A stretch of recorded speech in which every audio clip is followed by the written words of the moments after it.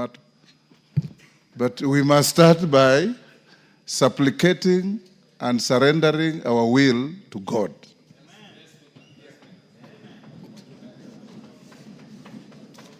Murugara? Yes. Thank you very much, Honorable Speaker. On behalf of these three members of Parliament and Justice and Legal Affairs Committee, we profusely apologize that we had some loud consultations as the prayer was going on. It's just an issue that had come in regarding our committee. I don't know why we couldn't withhold ourselves. We apologize for that. Thank you. Twice human. So we are human beings and we are subject to RA. Thank you.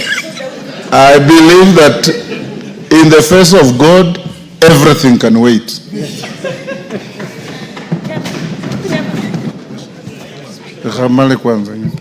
Yes, sir. Go on. Order number 1, administration of oath. Order number 2, communication from the chair. Order number 3, messages. Order number 4, petitions. Order number 5, papers. Majority Leader.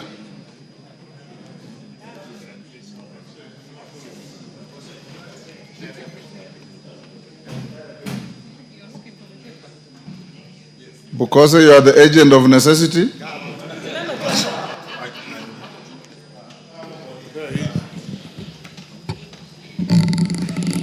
Honorable Speaker, on behalf of the Majority Leader, I beg to lay the following papers on the table of the House today, Wednesday, July 23rd, 2025, afternoon sitting.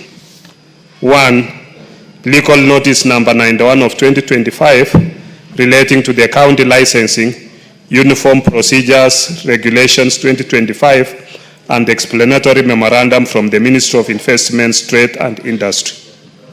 2.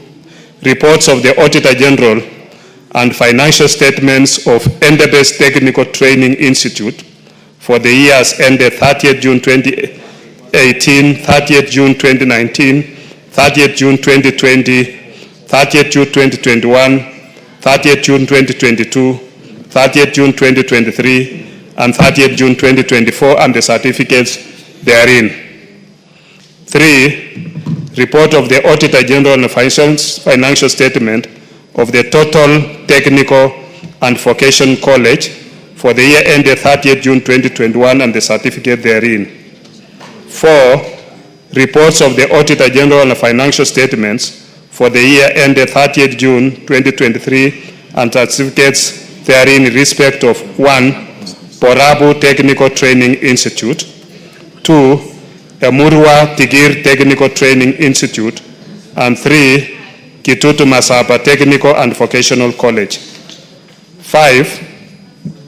Reports of the Auditor General and financial statements for the years ended 30th June 2023 and 30th June 2024 and certificates therein in respect of 1. Emining Technical Training Institute, 2. Current Training Institute for the Deaf, and 3. Lunga Lunga Technical and Vocational College. 6. Reports of the Auditor General and financial statements for the years ended 30th June 2024 and certificates therein in respect of 1. Kiambu High School, 2. Loreto Kiambu Girls High School, 3. Moi Girls School, Nairobi, 4. Muranga High School, 5. Our Lady Consolata Mugoiri Girls High School, 6. St. Anne Secondary School, Lioki, 7. St. Barbara Tala Girls High School, 8. St. Josephine Pakita Masinga Girls High School, and 9. Thika High School. Thank you, Honorable Speaker. Thank you. Next order. Order number 6, notices of motion. Order number 7, questions and statements. Honorable members, can I confirm from majority leadership if the Minister for Roads is coming?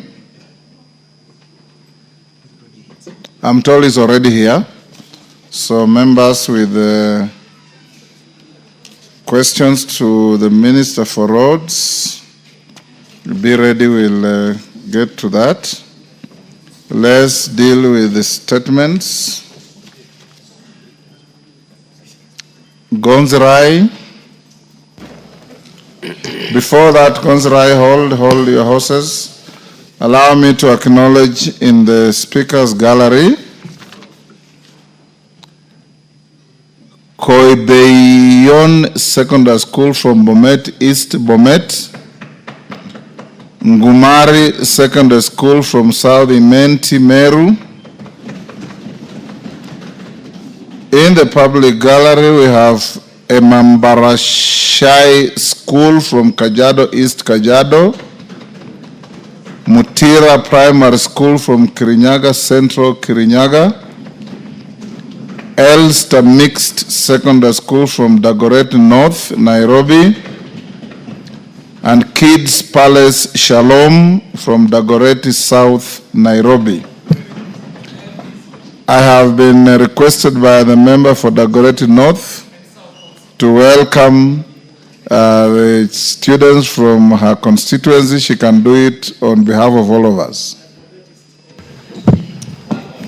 Thank you, Mr. Speaker. Mr. Speaker, allow me to welcome all the students to the August House and to appreciate that today we have a Wednesday sitting, and to tell them that in this house, each one of us has a story. But that story has ensured that we've worked hard to arrive to where we are. I want to thank Alistair. I know we have fantastic stars there who want to be journalists, and I could see their videos.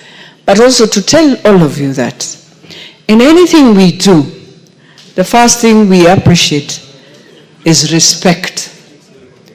And when you earn respect, people will respect you. And so we have very simple values that all of us learned in school. One of the values was to say sorry. The other value was to say thank you. The other value was to appreciate even our parents. So I want you, as you continue with your education, always appreciate your teachers and parents. They are their first call to ensure in life you will be who you want to be. And anything is possible for you in life. If you decide to be the President of the Republic of Kenya, it is possible. It is for you to decide. If you want to also fail in life, it will happen. It is up to you. So as my students and my children, today I want to wish you well and to thank all your teachers and to pray that those who are in Form 4, we wish you well. We want you to pass. We want you to come to campus. We want you one day to come and serve Kenyans the way we are serving. God bless you, and I wish you well as you go back. Thank you. Thank you, Mr. Speaker. Thank you. You're gone half a minute.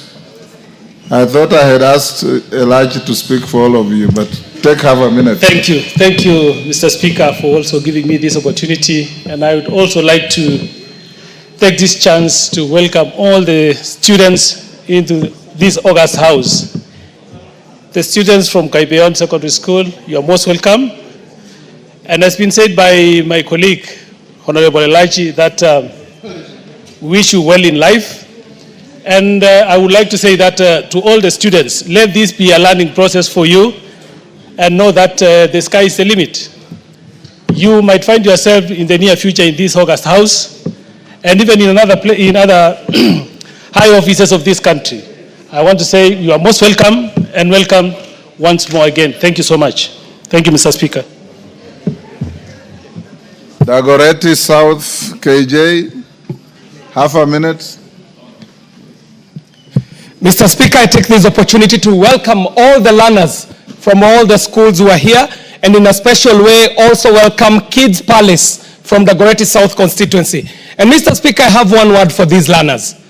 It is to tell them that by the time you get to be of age to come to Parliament, the world will have changed drastically.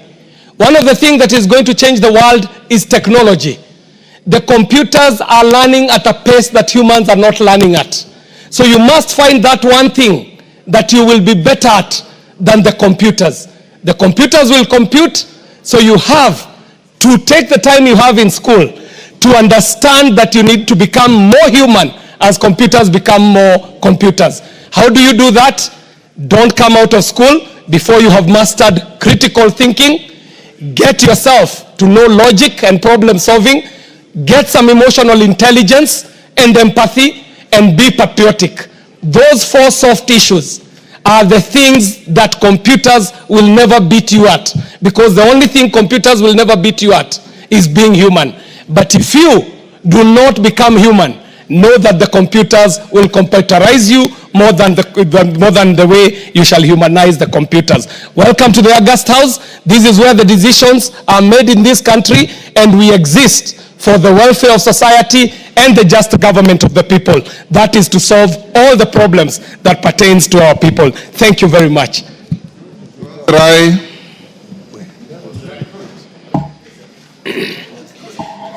Thank you, Mr. Speaker. Honorable Speaker, I request for a statement regarding the disappearance of Mr. Charo Mae Karisa. Honorable Speaker, pursuant to the provisions of Standing Order 44 into brackets 2 into bracket C, I rise to seek a statement from the chairperson of the Departmental Committee on Administration and Internal Security regarding the disappearance of Mr. Charo Mae Karisa. Honorable Speaker, Mr.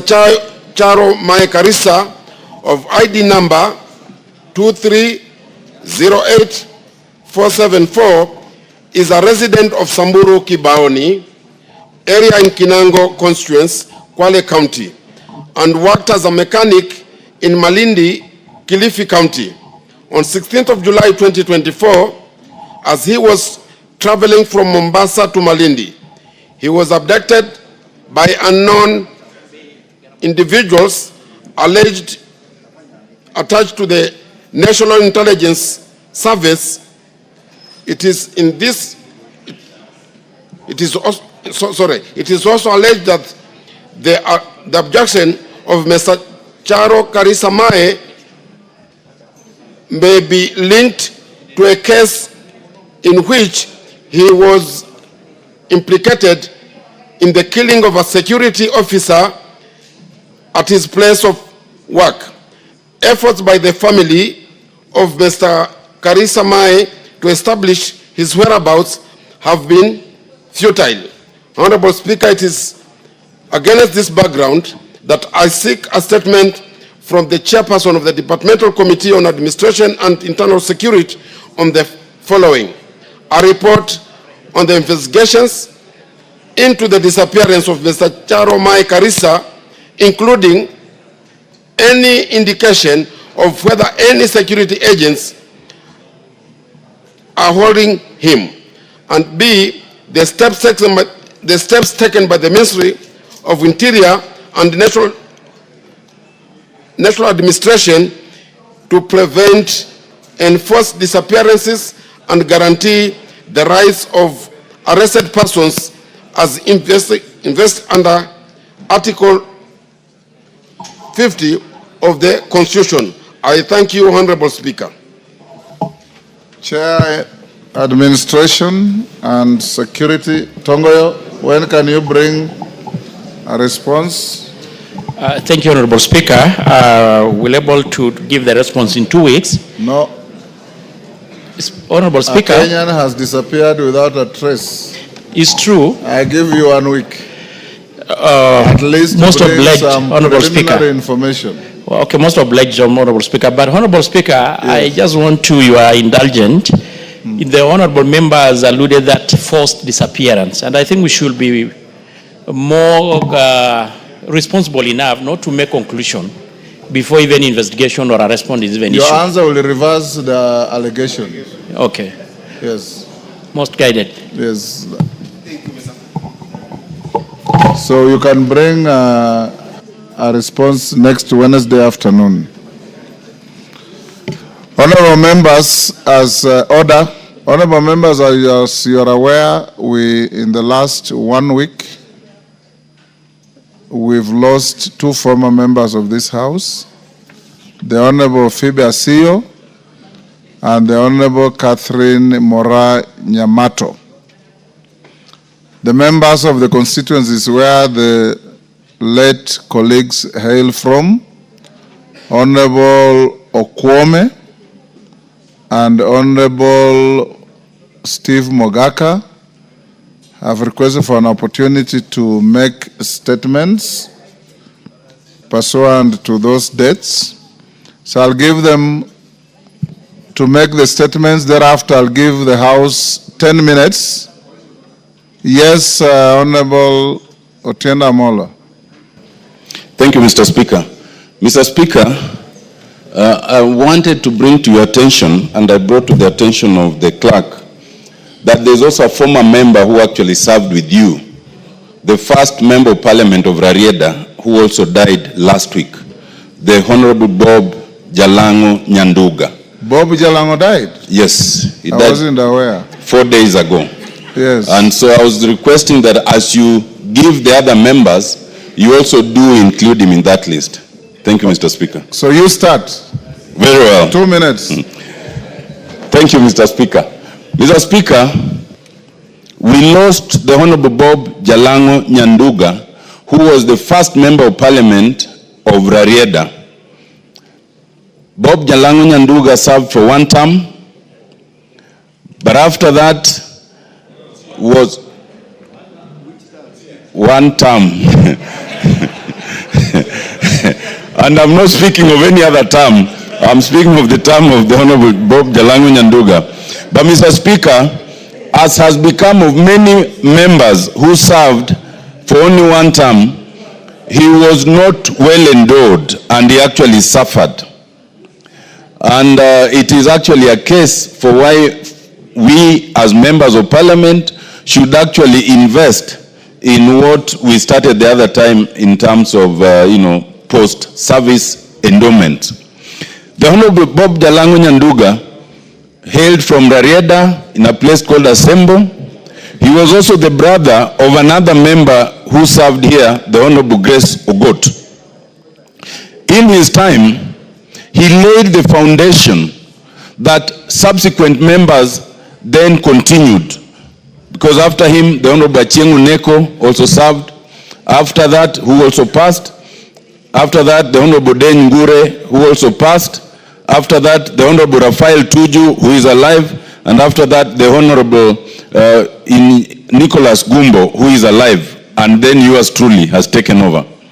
And I do not intend to leave that seat anytime soon. So this should also serve as a notice for those who think that they want to come to this August House, that Otiende Amolo is not leaving anytime soon. Mr. Speaker, we need to honor these members, because to serve as a member of parliament is a sacrifice that most people don't understand. You sacrifice your family, you sacrifice your money, you sacrifice the pleasures of life to serve your people. And the only thing we can do to those fallen members who are now deserted is at least to acknowledge them and honor them. I thank you, Mr. Speaker. Mogaka Steve. Thank you, Mr. Speaker, for giving me this opportunity to make a statement on the first woman from Gusii community to ever step in this parliament. Mr. Speaker, pursuant to the provisions of Standing Order 259D2B, I rise to pay tribute to the former nominated Member of Parliament, the late Honorable Catherine Mora Nyamato, better known as Ekerebi, who passed away on the 16th of July, the year of the Lord 2025. Mr. Speaker, the late Honorable Catherine Mora Nyamato, who was born on the 28th of February 1949, joined politics in 1997 as a nominated member through the then ruling party KANU, Baba na Mama, and where she served diligently until 2002. During her tenure in Parliament, She was a fearless advocate for gender equality, civic education, and women's rights champion. She also campaigned relentlessly against early marriages, female FGM, and low literacy among the girls. The late Honorable Catherine Nyamato continued to advance women's rights beyond politics as the Secretary General of the League of Kenya Women's Voters Caucus, where she was instrumental in the establishment of civic forums for women's political participation. Mr. Speaker, Honorable Catherine Nyamato was born at Nyabite Market, where I was also born, and she's my cousin, as well as cousin to the most flamboyant member of parliament from West Mogrango, the late Honorable George Justus Morara, who died in a suspicious road accident. Honorable Speaker, Honorable Nyamato's contribution to the nation will forever be cherished.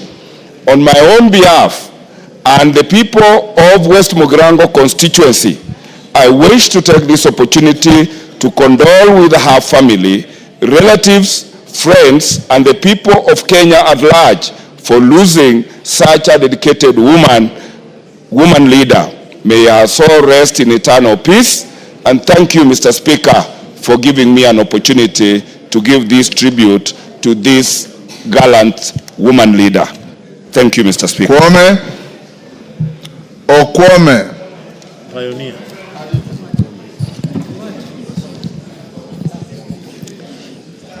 Thank you, Mr. Speaker, for allowing me to make a statement on the demise of the late former Member of Parliament for Karachuonyo, Honorable Phoebe Moga Asio.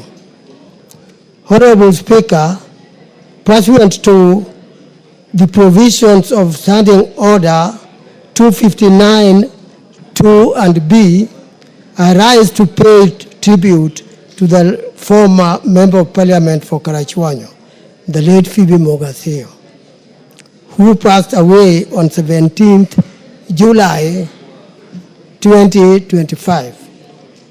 Honorable Speaker, the late Honorable Phoebe Moga Asio, who was born on 12th September 1932, began her career as a teacher after completing her studies. She then became the first female senior superintendent of prisons in 1963, where she spearheaded various rehabilitation programs. The late Honorable Asio, her passionate advocacy for women's rights enabled her to rise through the ranks and become the first African woman to chair the Maendeleo ya Wanawake organization in 1958. Mama Asio was a pioneer and trailblazer who, being the first senior superintendent of Kenya prisons, the first woman elder among the Luo elders, the first Goodwill Ambassador for United Nations Development Fund for Women, and Commissioner in the Constitution of Kenya Review Commission. She received honorary doctorates from Lehi and York University, and the government of Kenya recognized her with an Order of the Grand Warrior, that is OGW.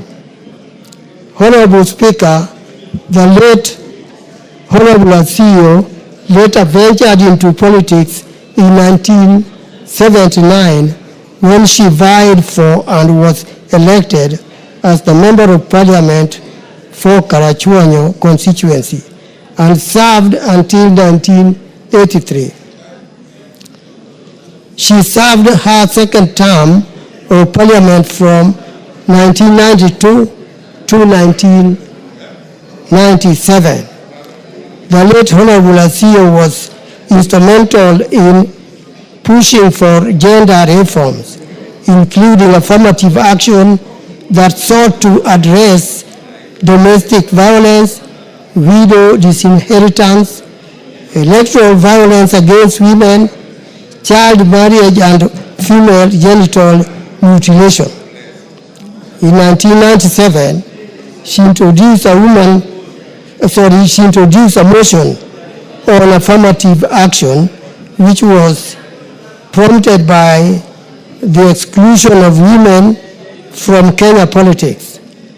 She is hailed for being the originator of the two-gender principle that was later anchored in the 2010 Constitution. Honorable Speaker, her contribution to the women and the nation at large will forever be cherished.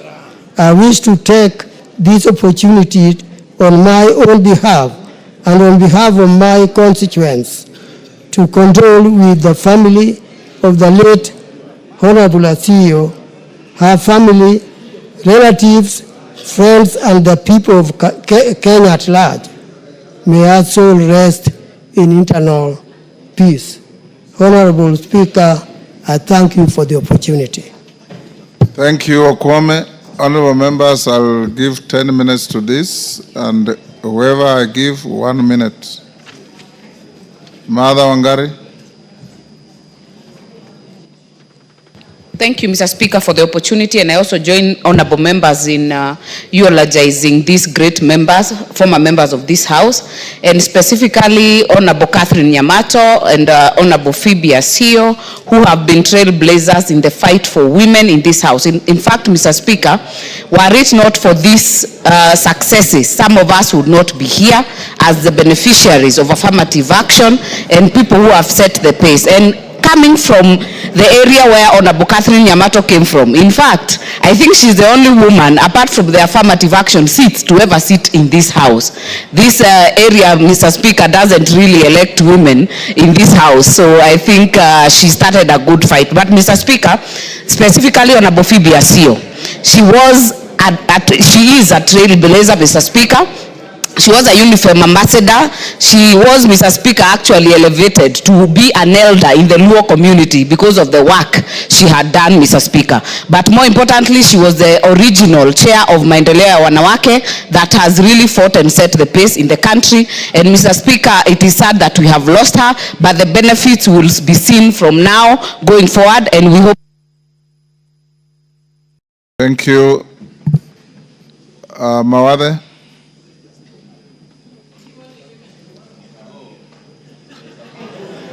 There is also a man on the list, Bob Jalango. Thank you, Mr. Speaker.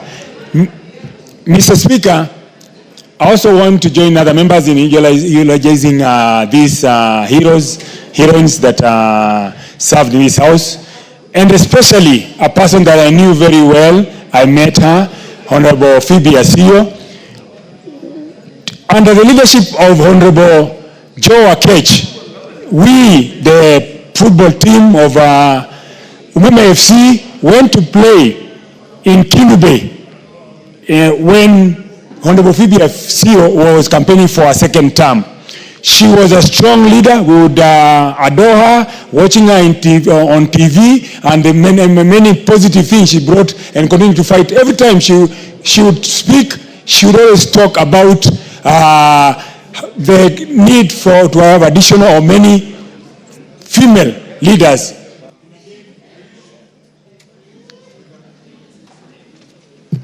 Meli Odhiambo. Okay. You have 1 minute and it's ticking. Can I have 2 minutes, please? 2. 1. Thank you, Mr. Speaker, even though you are only giving me 1 minute, because in this House, I think the person who knows the first 2 members very well is myself. Not more than me. I know more than you. Mr. Speaker, I knew Phoebe Asio. That's why I was saying 1 minute is too short for me. I've known Phoebe Asio since I was 11 years old. She persuaded me to join politics through her own life when I watched her when she was actually going through campaigns, and she won by a landslide. But Mr. Speaker, because of a short time I've been given, she is actually like a second mother to me. Honorable Nyamato is a very good friend to me. I have even visited them at their rural homes, slept in their homes. So there are people who are very, very well known to me. And Mr. Speaker, I just want to say that Honorable Phoebe Asio is the reason that we have most of the women here, especially on the issue of affirmative action. Yes, Osoro. Avoid any preliminaries. Thank you very much, Honorable Speaker. With, of course, the pressure to speak, within 1 minute, I also want to join my colleagues in condoling with the families of the Honorable Phoebe Asio and the Honorable Catherine Nyamato. Honorable Speaker, Nyamato remained a pillar in the Gusii community. As a pioneer female member of parliament in this House, Honorable Speaker, she remained to be a role model to the girl child, traversing across the entire Gusii region, Honorable Speaker, motivating ladies to try elective seats or leadership skills, Honorable Speaker. So Gusii nation has lost a very strong woman, and may her soul rest in eternal peace. Thank you very much, Honorable Speaker. Bensouda, 1 minute. Thank you, Honorable Speaker, for giving me this opportunity to eulogize with the family of Honorable the late Mama Phoebe Asio Muga. On behalf of Homa Bay County, she is my mother, and so I come from Karachuonyo constituency where I'm married. I would want to register in this house that the late Honorable Mama Phoebe Asio Muga told me that it was time to resign as the CEC for roads in Kisumu County and come back home and work. Honorable Speaker, she directed me to be mentored by Honorable Whip Millie Odhiambo. Millie Odhiambo had to travel from Nairobi to come and meet me, to sit me down for 3 hours. Honorable Speaker, Mama Phoebe Asio is a trailblazer. She is a woman of action. She has tactful strategies of politics. She knows the power of the wooden stake, and she knows the... Sabina Chege. I can say how Millie taught you. Thank you, Mr. Speaker. Mr. Speaker, I want to join my colleagues in giving the condolences to the families of departed honorable members. Mr. Speaker, I had met Honorable Phoebe Asio, and I want to join the other ladies to say she set the pace for us. I want to say, Honorable Speaker, the honors is on us who are now the women members of parliament to make sure, as Honorable Millie had to travel all the way to Homa Bay to mentor a lady, that the honors are on us now.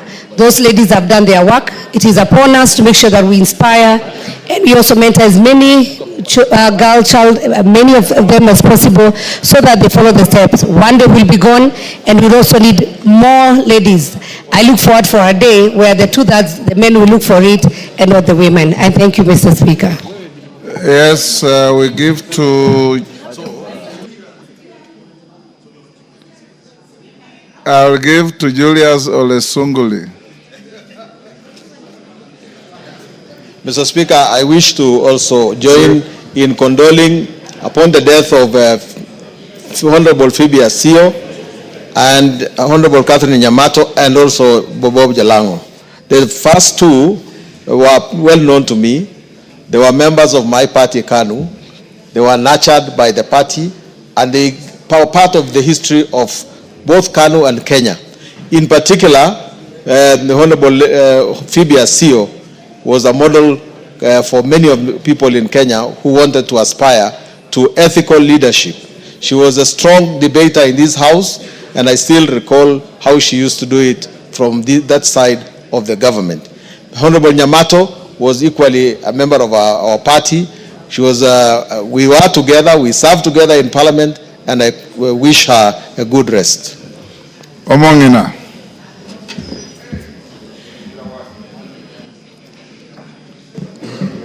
Thank you, Honorable Speaker, for giving me this opportunity so that I can also condole with the departed. Honorable Speaker, I come from Nyamira, where Honorable Nyamato was born, where she was married. And Honorable Speaker, I want to tell the world that Honorable Nyamato was like a Dorica of the Bible. When she died, most of the women that she had mentored, they came carrying whatever that Nyamato had given. And I want to tell this house that we have lost a woman that we will never get in Kisii land. And you know, from Kisii it is very hard for women to be elected. But when she came to this house, she showed the world that the women of Kisii can work. The women of Kisii can fight. And she was fighting for the girl child. And Zamzam. Mheshimiwa Spika, na mimi niweze kutoa rambirambi zangu kwa familia ya mwenda zake Phyllis Asio.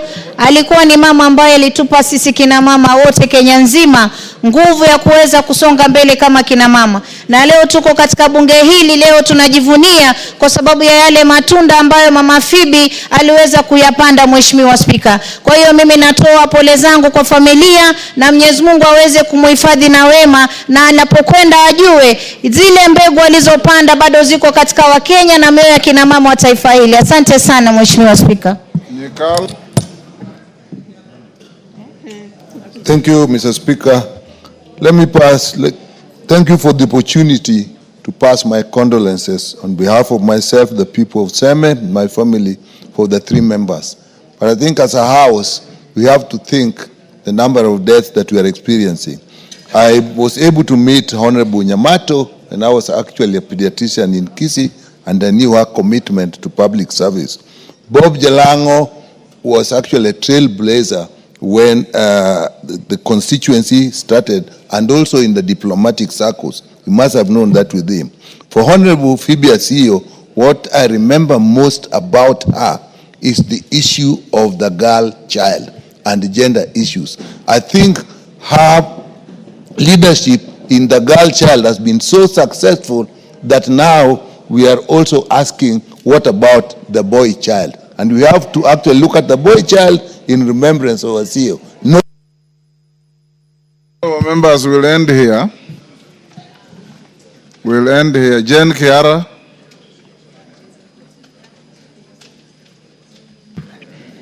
Thank you very much for this minute. Mr. Speaker, I know these 2 women. I wish to eulogize with their families. I was with Phoebe Asio in Maendeleo Wanawake. She's a trailblazer. When Maendeleo Wanawake was really working and helping women, I have met her this year. I was with Honorable Nyamato in Kenya. She was the women leader. At some stage, I thought she was going to get that seat because she really worked hard. So the 2 of them, I worked with them. I knew all of them. Honorable Phoebe Asio was in our many forums as a mentor, as a guest speaker, women forums. She had done a lot of work for the women of this country, and we ask God to rest them in his peace in heaven. God bless you. I want to close here, you good ladies. I know some of you didn't even know the women who were eulogizing. Chair Kewopa.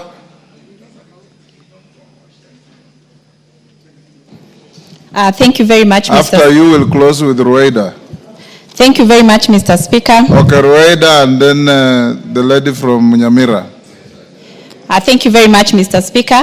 I also rise to eulogize the fallen heroes and most of Phoebe Asio, who actually laid the foundation for the 2/3 gender rule, which actually remains central in our ongoing pursuits.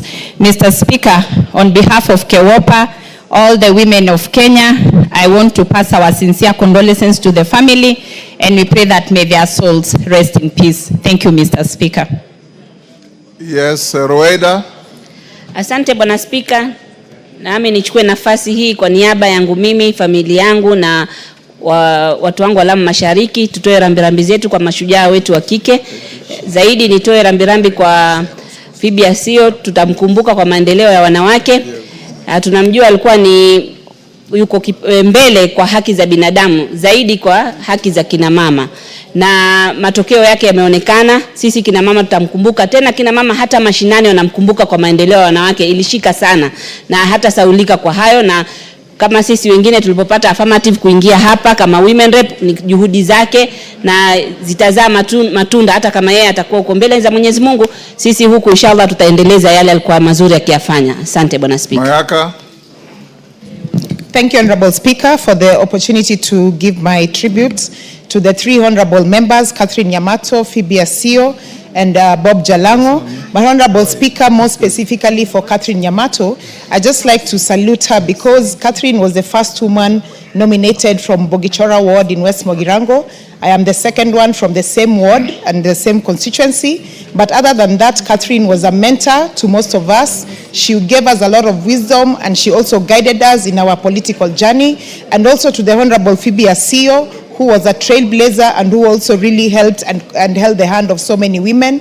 And therefore, Honorable Speaker, to those amazing women, and for their sake, we will ensure that we continue with this fantastic job that they've given us. May their souls rest in peace. I thank you. Thank you. On Osero,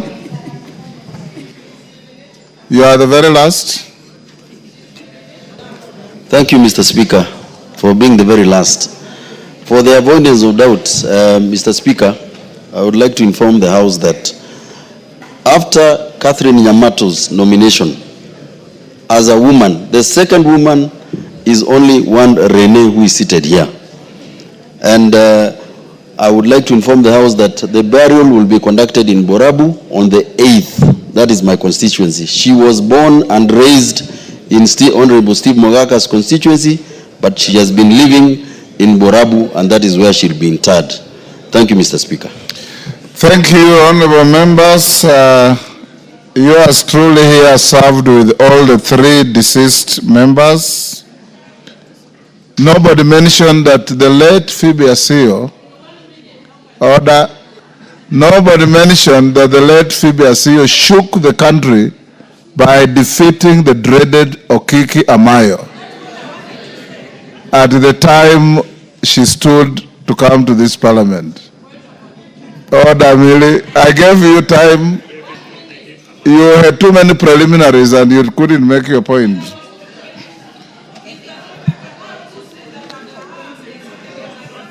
Honorable members, I'll now ask all of us, including the students in the gallery, to be upstanding to observe a minute's silence in honor of our three departed colleagues, Bob Chalango, Phoebe Asio Muga, and Catherine Mora Nyamato.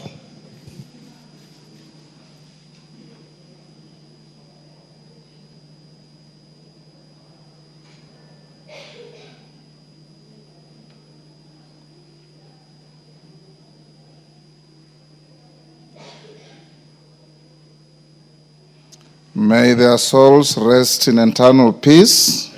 Amen. Unfortunately, Millie, they are all from Nyanza. You may wish to know that when the terrorists hit Garissa University, I buried 9 students from my count of Bungoma in one day. So the French say, c'est la vie. Honorable members, will now go to order number 7, questions. Majority Leader, Minister is in the House. We'll now start with the questions. The questioner, 1 supplementary, 2 joy riders. Beatrice Adagala. Minister, answers must be concise and precise so that we can save on time. But before Adagala, you ask your question, let's just acknowledge the presence of students in the House. In the Speaker's Gallery, St. Faustin Kerogo from Kirinyaga County, Kirinyaga. Ya Girls High School from Central, they don't indicate the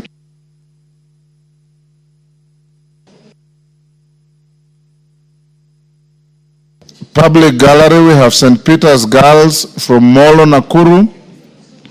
New Kihumbuini Junior School from Westlands, Nairobi.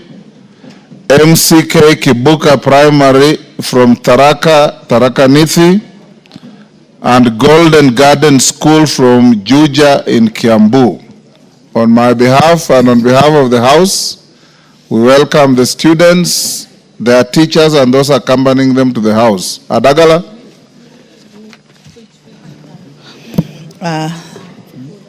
Thank you, Mr. Speaker, sir. I want to ask question number 013/2025. Could the Cabinet Secretary provide the status of construction of Shamahoho, Gisambai Road, and the steps being taken to ensure its completion? 2, clarify whether the contractor responsible for the road project received full payment and whether due process was followed in the payment process.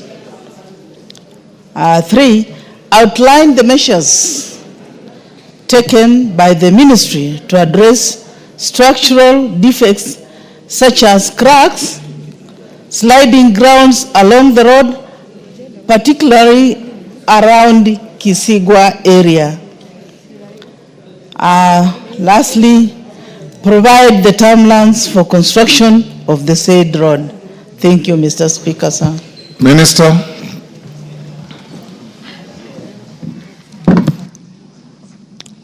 Thank you, Honorable Speaker, members of this Honorable House.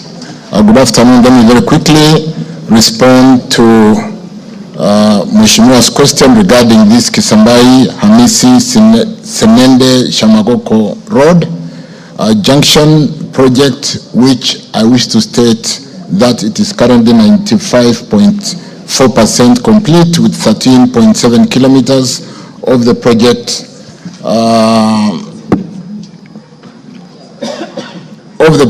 road upgraded to pavement standard to date. The bridge along the road spanning 12 meters is also complete, Honorable Speaker, with backfilling in place. I wish to confirm that works have fully resumed and are ongoing at the project following the recent 40% payments of the amounts previously owed to the contractors in what has for a long time been known as bending bills in the road sector. And this has enabled the full resumptions of work. Let me state that the contractor has to date been paid a total of 698,388,457 of the total 827,470,454 certified for payment. This constitutes 8.9% payment, the most recent being the 40%, which is 105,440,875, paid as part of the recent settlement of the pending bills in April 2025. So we still owe this contractor some money. There was a pending bill of about 262 million. The ministry would like to assure the House that all payments for roads works at the project have been done procedurally as per the provisions of the contract and in keeping with the requirements of the law. On the third concern, we are aware, Mheshimiwa, Honorable House, that some section of the road between kilometer 5 plus 300 meters and 420 meters in Kisigiwa experienced a slight landslide on a section of the drains due to heavy downpour in the region. Consequently, the contractor has been instructed to undertake necessary remedial measures and is currently on site mobilizing materials and machines to that effect, given the fact that the contractor has resumed since we paid the pending bills. It is envisaged, honorable members, that The completion will be by end of August due to the ongoing rains, April and May rains, which delayed the contractor to immediately resume work and hampered the progress of work. I submit. Thank you, Speaker. Yes, Adagala, you are satisfied? If you are, you save time, we go to the next. Thank you, Mr. Speaker. I think most of the areas have been covered very well by the CS, and I wish just to still talk about the Kisigwa area. The place is delicate. There are similar landslides, and even around Muzazi, there is also another landslide taking place. The road is also getting spoiled.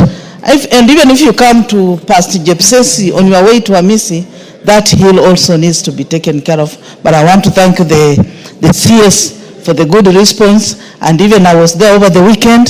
The bridge is being constructed. The contractor is on the road, Mr. Speaker, sir. Thank you. Member, if the question is satisfied, why do you want to joyride? Go ahead and joyride. Yes. Thank you, Honorable Speaker, for this joyriding opportunity. Honorable Speaker, I'm sure the Minister, when he was preparing for this question, he looked around the area. That's Vihiga County, basically. And at the same time, when this road was came into construction, there are 3 other roads around the area, which I would wish he speaks about if he is able to. And nothing is happening to them. There's the Maseno Kombewa Road, there's the Chavakali Regi Road, there's the Luanda Epanga Mbale Road, and then there's the Sirulo Ekwanda, he knows them very well, and finally, there's the Mago Museno Road. But specifically, it's the one of Maseno Kombewa, which has remained an ISO, Honorable Speaker, that it was only made on the lower side, and then left. The other side of Western, nothing has been done for the last more than 15 years. Thank you, Honorable Speaker. Yes. There is no area in your neighborhood called Luo side. Thank you, Honorable Speaker. I believe you mean Siaya side. I mean Siaya side. Thank you. Yes. I don't want to destroy my question. Thank you. Yes. Yes, Yes, Zamzam. Asante Mheshimiwa Spika, na mimi naweza kujoyride. Nimeulize waziri, kuna barabara ambayo imekuwa tata sana ndani ya Mombasa, hata hao wabunge wakija kwa kamati, katika kamati zao wameona, yaitwa Links Road. Mheshimiwa Waziri, mikakati gani umeweka kuhakikisha kuwa ile Links Road imetengezwa? Manake hata pale kumetokea ajali, mwanamke mmoja na tuktuk akadungwa macho, hivi tunavyosema yuko hospitali hana jicho moja, kwa sababu ile barabara iko mbaya sana. Na kisha ile ya Mwakirunge toka mlivyoacha kujenga paka sasa haiendelezwi. Tutataka kujua muna mikakati gani ya kumaliza pia ile ya kwenda Mwakirunge. Asante sana Mheshimiwa. Minister. Thank you again, Speaker. Let me specifically answer. I may not have the full information on all the roads, but particularly on Maseno, Kombewa, we have addressed that road and provided resources so that we can complete the link on the Vihiga side. And I don't have the details, but I do know we did provide for budgetary allocation in the current financial year, and the Maseno Kombewa on the Vihiga side will be constructed starting this financial year. Let me beg to basically meet the member and deal with the other specific roads, Milemba and the Luanda side in more details. As regarding the road, Links Road in Mombasa, I think this is the road that basically goes through Nyali, and we have a challenge of drainage after construction happened on both sides of the road, and it is a very low section, and when it rains, we don't have a channel to basically drain out the water. I was in Mombasa some 3-4 weeks ago, and I did pay attention meeting the governor for Mombasa, Abdul Somad, and we discussed this. We are looking and working with the landowners within that section to see how to open a channel and be able to drain that low section, so that it's a challenge it should have been within the county planning, but since that was not done, we'll work on remedial measures with Kura, with the county government, and correct that challenge within this high residential area in Nyali Road, Nyali Estate. I thank you. Simon Kingara. Simon Kingara. Member for Ruiru. Is in the house. Question dropped. Mary Emase.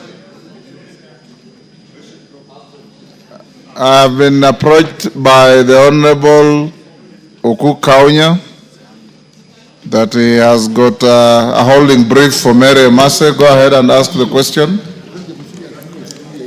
Thank you very much, Mr. Speaker. Mr. Speaker, I will ask the question on behalf of Honorable Mary Emase of Teso South regarding a road. Honorable Speaker, because she is away and she asked me to ask on her behalf. But Honorable Speaker, also the road touches on both Teso North and Teso South. The question to the Minister, question number 15, 2025, by the member for Teso South, Honorable Mary Emase. First, indicate what the when the Busia Malaba Road, which is in dilapidated state, is expected to be maintained and upgraded to bitumen standards. Number two, outline measures in place by the ministry to ensure that major highways, such as that Busia Malaba Road, is continually maintained. Thank you, Honorable Speaker. Minister. Thank you again, Speaker. Honorable members, the Busia Malaba Road was constructed to a double seal service dressing standard and open to traffic sometimes in 2021. And having been constructed using a stage construction contract, additional pavement layers were planned, but unfortunately, due to budgetary constraint, the additional layers have not been done. Kenya has since been carrying out maintenance activities, including performance-based maintenance contract between November 2021 and November 2023, routine maintenance contract between February 2024 and the same period in 2025, February 2025. Currently, the agency is procuring a routine maintenance contract for its maintenance for this financial year 25-26. In the strategic plan, honorable members, for the period 2023-27, the ministry through Kenya has committed to ensuring that more than 80% of the national paved roads, including Busia Malaba, are maintained in good condition to ensure the road network maintains its functionality and durability. And to achieve this, honorable members, the agency has programmed maintenance works annually for this road, given the significance of the road being part of within the northern transport corridor that services the landlocked countries that we service through the port of Mombasa. I submit, Speaker. Thank you. Thank you. Oku Kaunya, the first shot goes to the questioner. Thank you very much, Mr. Speaker. Mr. Speaker, the CS has tried to answer the question, though he did not explain those additional layers, when are they going to be implemented.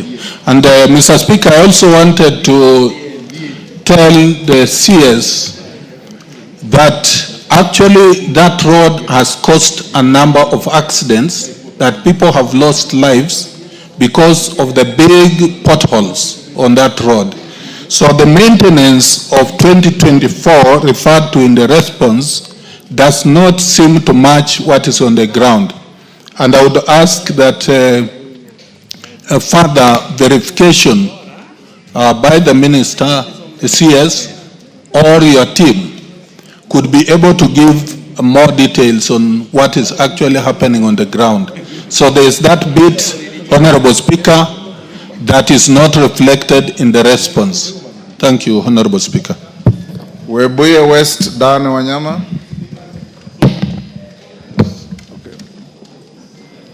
Yes, thank you. Dan. Thank you, Honorable Speaker. Let me joyride on this question and ask the CS on the Sikata, Nalondo, Bokoli, Kimilili Road. The contractor was on site up to Hachonge and disappeared. Since then, the road from now Hachonge to Kimilili, it is totally impassable. If the CS can highlight on the situation, given that he was mentioning about paying the bending bills. Yes, Martin Owino. Thank you, Mr. Speaker. On the same note, I would like to ask the CS whether you have any standard measures which the contractors are using to maintain these roads. Because if you take, for example, a road from Katito, Homa Bay, and Rongo, some spots are dug even 6 inches deep. So the intention is good to repair them, but they are left for almost a week there. Cars, busting tires, accidents. So is there any standard measure that all these contractors should use where they intend to do good and cause harm to the motorists? Thank you, Mr. Speaker. Taitumu.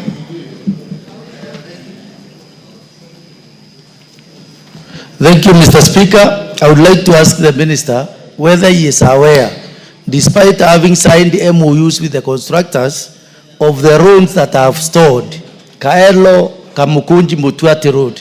The contractor is not yet on the road. I would like to know the measures that we are taking to make sure that that contractor is back on site to do what he is required to do on that particular road. Oundo. Speaker, thank you. I just wanted to add on the same issue of the roads, and this specifically the Busia-Kisumu road. Could the Cabinet Secretary tell us when they are going to do repairs? Because the potholes on that road is just a dead trap, and we are going to lose very many lives soon. Consider the trailers and everything. And of course, you could also tell the nation what plans do they have to congest the Busia border point because of the long line of trailers full of fuel. In the event of an accident, it's a catastrophe waiting to happen. Thank you. Bowen, Waziri, take a few of those short ones. Thank you, Mr. Speaker. Mr. Speaker, I would want to ask the Cabinet Secretary if he's aware of Chesoi, Tirap, and Embobut Road in Marakwet East, Mr. Speaker, whose contractor disappeared from the site almost 3 years ago, and up to now, they have not resumed. Mr. Speaker, number 2, I would want... A joyrider has no right to do questions. Yes, Millie? Thank you, Mr. Speaker. The CS knows about the Mbita Sindo Road, which I ask all the time that he comes here. But today my question, Mr. Speaker, is regarding Rusinga Ring Road that is currently being tarmacked. And there are 3 contractors. How do you ensure that they maintain uniformity? Because you can see each of the contractors is coming. Some are doing very good work, including the offsides, I don't know what they are called, those arms. They're doing very good work, but others are just concentrating on the main. How do you ensure that that is done, Mr. Speaker? But I've mentioned Sindombita, which I always mention for him. Yes. Murugara, then Minister, you answer those. Thank you very much, Honorable Speaker. Honorable Speaker, the Cabinet Secretary is aware of the famous, it's now famous, Chakariga Marimanti Road. Commenced 11 years ago, stored for those 11 years, and recently, Honorable Speaker, the Cabinet Secretary promised that a contractor would be going on site immediately. It's about 4 months now, and there are no signs whatsoever that any contractor is coming back. The people of Tharaka would like to hear from you candidly. When is the contractor coming back to complete that road? Thank you. Minister. Thank you again, Speaker, for those supplementary questions. Let me start from Kaunga's question is regarding the standards basically used to maintain some of these roads on performance-based contract. And I think it was basically a comment to urge us to get down to the ground with our regional engineers and confirm that they do perform in line with the contract. And the point has been made. We will, I'm here with my PS, Engineer Joseph Mbugwa, and we will basically get down to confirm and assure that the details and aspects of the contract are adhered to in the maintenance, because when we do a performance-based maintenance contract, we will specify the works program in the particular road, including what exactly must be done. So we should be able to supervise and make sure that the contract is performed accordingly. With respect to the Dan Wanyama's question, Webuye, Shikata, Kimilili, I think it is about the same standard measures that we employ to maintain these roads. But allow me, Speaker, to basically, because a lot of questions from... No, his question was that the road was done halfway, the contractor left, you announced that contractors were going back to abandoned sites and he has seen none. I think that was your question. That's correct, Speaker. And I was just going to say most of the question is regarding resumption of works by contractors. The question from Dan Wanyama, the question from Taitimu is regarding Kaelo, Kamkunji, and the question from, was that Oundo? That was congestion. But more importantly, Millie Odhiambo's question on Bito Sindo, and of course, Rusinga Ring Road. Let me, honorable members, allow me to basically, we've scheduled a meeting with the contractors on Tuesday. Bana PS will be addressing all the contractors who have since received 40% payment on pending bills. We are preparing to pay the second portion of 40% from the portion of 7 shillings we sold on that asset-based fundraising. And before we paid them, we did sign a settlement agreement, which among us, one of the conditions was resumption of work to qualify for the second tranche of payments. So we'll be receiving reports for when they issued, how much work has been done, and so on and so forth. But granted, there can be, you see, when we paid in April, it was a rainy season, and it's been a bit difficult for a number of contractors to resume in some of the very wet areas. But we are on top of this to the extent that we have had liquidity to pay these contractors. We can now call the shots. The biggest challenge previously has been they abandoned work and just left us because we owed the money. But because we've paid them and we have the second tranche of payments to pay them, we will be receiving reports from all the contractors countersigned by our regional engineers on when do they resume, how much work have they done to be able to qualify for the second tranche of payments. So to the extent that we have the cash to pay them, we will then be more hard, we'll be calling the shots. But even having said that, Honorable Speaker, honorable members, a lot of work has resumed across the country. The few contractors who may have tried to play smart, taken the payment and not gone to work, will be able to catch up with them because we are here to pay the next 40% settlement on the pending bills. So let me assure members, where contractors have not fully resumed, or where they have resumed and they are still servicing equipment, there's been no much work done on the ground. that we will be addressing those issues on a road-by-road basis when we meet them on Tuesday. And the Speaker, I just chose to basically give a general answer because we've called all the contractors and we'll be doing that on Tuesday to the extent that we are now calling the shots because we are able to pay them. Previously, the biggest challenge, contractors abandoned work and just left us. So the challenge of those potholes and the non-motorable roads, we were just in a state of desperation because we were unable to get the contractors to work. The more specific one on Rusinga Ring Road with 3 contractors, the point has been made. We will basically assure ourselves with the contractors through the regional engineers that we do maintain the standards by the 3 contractors so that we have a seamless connectivity from the 3 contractors on this ring road in Rusinga. With respect to Chagarika Marimanti Road, again, like I said, Murugara, the contractors have been paid 40%, and we paid all of them 40%. So there will be no reason why one contractor or several contractors, 90% of the contractors have resumed work and they are working well.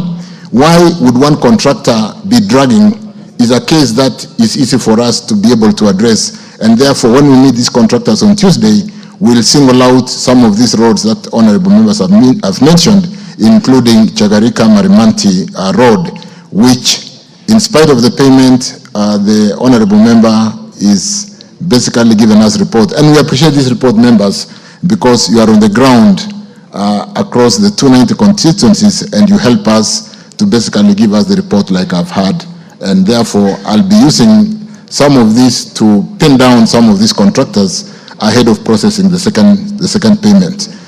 That includes Bowen's question on Chesoi, Tirop, and all the other questions regarding resumption. I think we're in a very good place today, honorable members, as regarding really taking a hard stand on contractors who had abandoned work, because as we speak today, we have paid them and we are ready to pay the second tranche to be able to push them to deliver on their contracts. Thank you, Speaker. Minister, you say you'll meet the contractors on Tuesday. Next week. Members, just take your seat. Because each one of you has a story to tell about contractors who left the scene have never come back.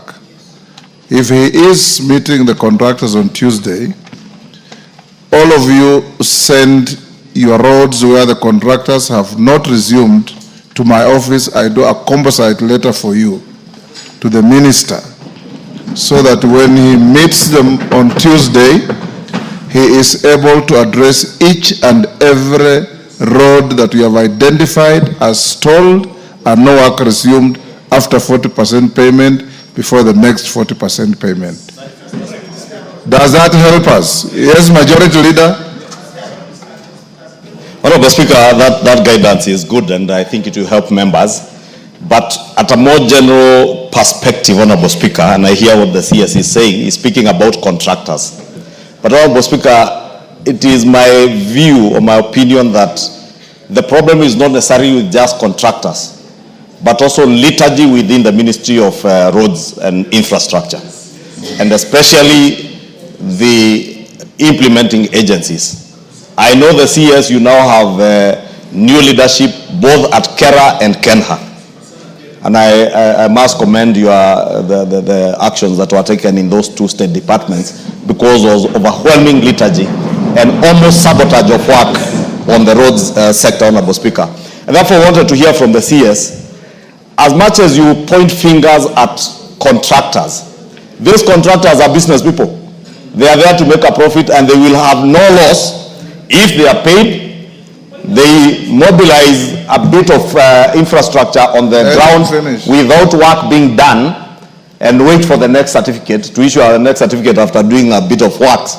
But what will the CS do to ensure that the liturgy we have seen in the state departments for roads, especially the implementing agencies, Honorable Speaker, is also dealt with at the ministerial level? A policy direction on your acting director generals at Kenha, Kera, and the substantive Director General at Kura to make sure that they are taking personal responsibility to ensure that work is ongoing. Because CS, it cannot be you and the PS supervising contractors. Yet you have Director Generals, you have regional managers, both for Kera and Kenha, and Kura, they are engineers. Honorable Speaker, I had a meeting with the CS earlier on other issues, and I was just pointing to him. This morning I came from my constituency to actually do the day-to-day supervision of works. For a small road, I think 500 meters being done by Kura. The officer who was sent there by the DG Kura had no idea where the road is. In fact, I left Kikuyu this morning, this lunch, Honorable Speaker, without having seen that officer because he could not even trace where the road is. But that is a person who is charged with supervising that work, Honorable Speaker. And therefore, I want to hear what the CS has to say about liturgy within the State Department, because that is a fact that we cannot run away from. These members, Honorable Speaker, have a personal touch to these roads because they involve their members, the members of the public that they represent. And they are the ones who take the flak. Therefore, CS, if you need help from members of parliament to supervise these engineers for you, please ask us to help you. We will help you to supervise these engineers. Because some just don't do nothing on the ground. Mambo kwa ground, Honorable Speaker, as I say, need different, as they say. And therefore, I want to beg you that as much as you be convening contractors, the most critical people to convene are your State Department officers, not to be lethargic with their work. Thank you, Honorable Speaker. Yes, Jen Kiara, you had a point of order. Yes, I had, Mr. Speaker, because we were made to believe that these officers resigned. Actually, they were not pushed out. This government is telling lies all the time. Order, you are out of order. And irrelevant, to say the least. Yes, Sabina Chege. Thank you, Mr. Speaker. Mine, I just want to echo what the leader of majority has said, and I want to request the CS, Mr. Speaker. We have the famous Mau Mau roads. Mr. Speaker, some of the roads, the way they were done, there are only small sections that are remaining so that you can connect and the road is finalized. But you find the engineers and the people responsible, they will start another road, and then the other road is so impassable, and only a small section is remaining. I want to give him an example of a road called Karinga, Kagondo, Kinyona in my Kigumo constituency. And just a small section, there is a road from Mununga going all the way to Kinyona. But a very small section, Gituamba to the junction of Kinyona, very few kilometers, Mr. Speaker, they were left. And so the road is impassable, there is tarmac halfway, and then the other side there is tarmac, and somewhere in between, people cannot be able to access to proper transportation, especially now that it's raining. So, Mr. Speaker, I just want to encourage the CS and the PS. Let your officers be on the ground, let them advise you. Look at the low-lying fruits. If the money is not enough, look at the small sections that can be able to join and complete one road. It's better one road that is complete instead of several that are incomplete. I thank you, Mr. Speaker. Minister, those are largely comments. Thank you, Speaker. And, I'm encouraged. I'm very encouraged that the mood of the House is in line with how we would like the ministry to run. To a very good extent, we have removed the challenge of contractors giving us excuses of non-payments. And this is why we now zero in, and like I said, I'm encouraged to hear the mood of the House on ourselves as a ministry with the agencies. We did have a meeting with all the regional engineers for both Kera, Kena, and Kura on Friday last week, a day-long meeting to basically script what I'm hearing from the House with respect to performance. And you do know, honorable members, it is no secret that in the last survey of corruption index, my ministry was rated the most corrupt ministry, followed by the others who have been dealing. We have overtaken the police. We have overtaken the police. So we talked to that. We need to address and get value for our money to ensure that we don't get a situation where we are building a kilometer of road for 3 times the price, and when you go to the ground, the 3 times price does not even deliver what is meant to be billed for 1 kilometer. So we've addressed this, honorable members, and to a very good extent, we have got good workers within the ministry, within the agencies, and a few elements who do not quickly reform, like I've heard from the mood of the House. It means I will have an easy job in dealing with those few cases. With respect to, so thank you, Honorable Anthony Ichung'wa, Majority Leader. We will work tirelessly to correct the situation. It is not going to be about the contractors giving us excuses as we speak. When we meet them on Tuesday, it will not be excuses. We'll be expecting a countersigned report between the contractor and the regional engineers, and the countersigned by the agency DGs on the status of every road that has been paid for and whether resumption has happened, if it has not happened, and to a very good extent, the few elements who do not quickly style up, we will be taking unprecedented corrective measures to ensure that these roads, and we do know how close roads is to members of this House, and this is why we have the kind of challenges we are having even with RMLF on, is RMLF working for us?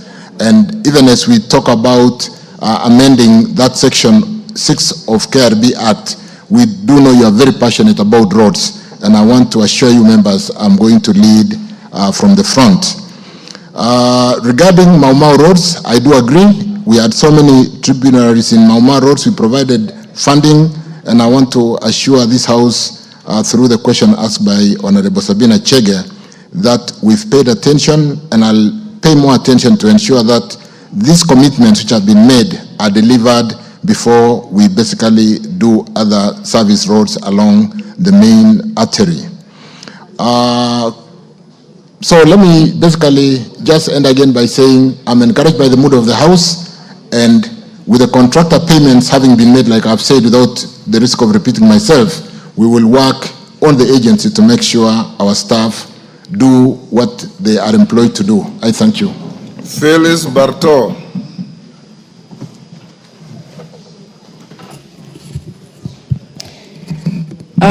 Thank you, Mr. Speaker. Could the Cabinet Secretary, 1, explain why, despite the completion of their designs, construction on the Tachasis, Chebiemit, Ainet, Chebarus, and Riadha roads have not commenced? 2, outline the main causes of these delays and provide the current plans, milestones, and timelines for initiating and completing these critical road projects. 3, indicate what measures will be put in place to address the concerns of Moiben residents for whom these roads are vital to connectivity, economic growth, and overall regional development. Thank you, Mr. Speaker. Minister. Thank you again, Speaker. Thank you, honorable members. I wish to confirm that to Professor that Tachasis, Chebiemit, you're pronouncing better than me, Speaker, Chebiemit and Riadha Road have been designed, as articulated by the honorable member, as part of the road sector proactive forward planning in preparation for construction to pitman standard. The 24-kilometer road, which traverses Wasingishu and Elgeyo Marakwet counties, is a critical link road, whose upgrading to pitman standard has been delayed because of funding constraints. But I do remember this road has been really doing the circles to be able to do that linkage, and therefore we'll work on prioritizing to make sure that funding is made available soonest. As mentioned, honorable members, the construction of this Tachasis Chebiemit road has delayed, like I said, due to funding challenges, and I want to confirm that we'll work with the leadership from the area. Prof, I'll work with you very closely to prioritize its construction and make sure that funding is made available. The designs propose a phased approach to be able to mitigate the funding challenge, where we will seek to do the first phase with maybe even 5 kilometers and do the second phase.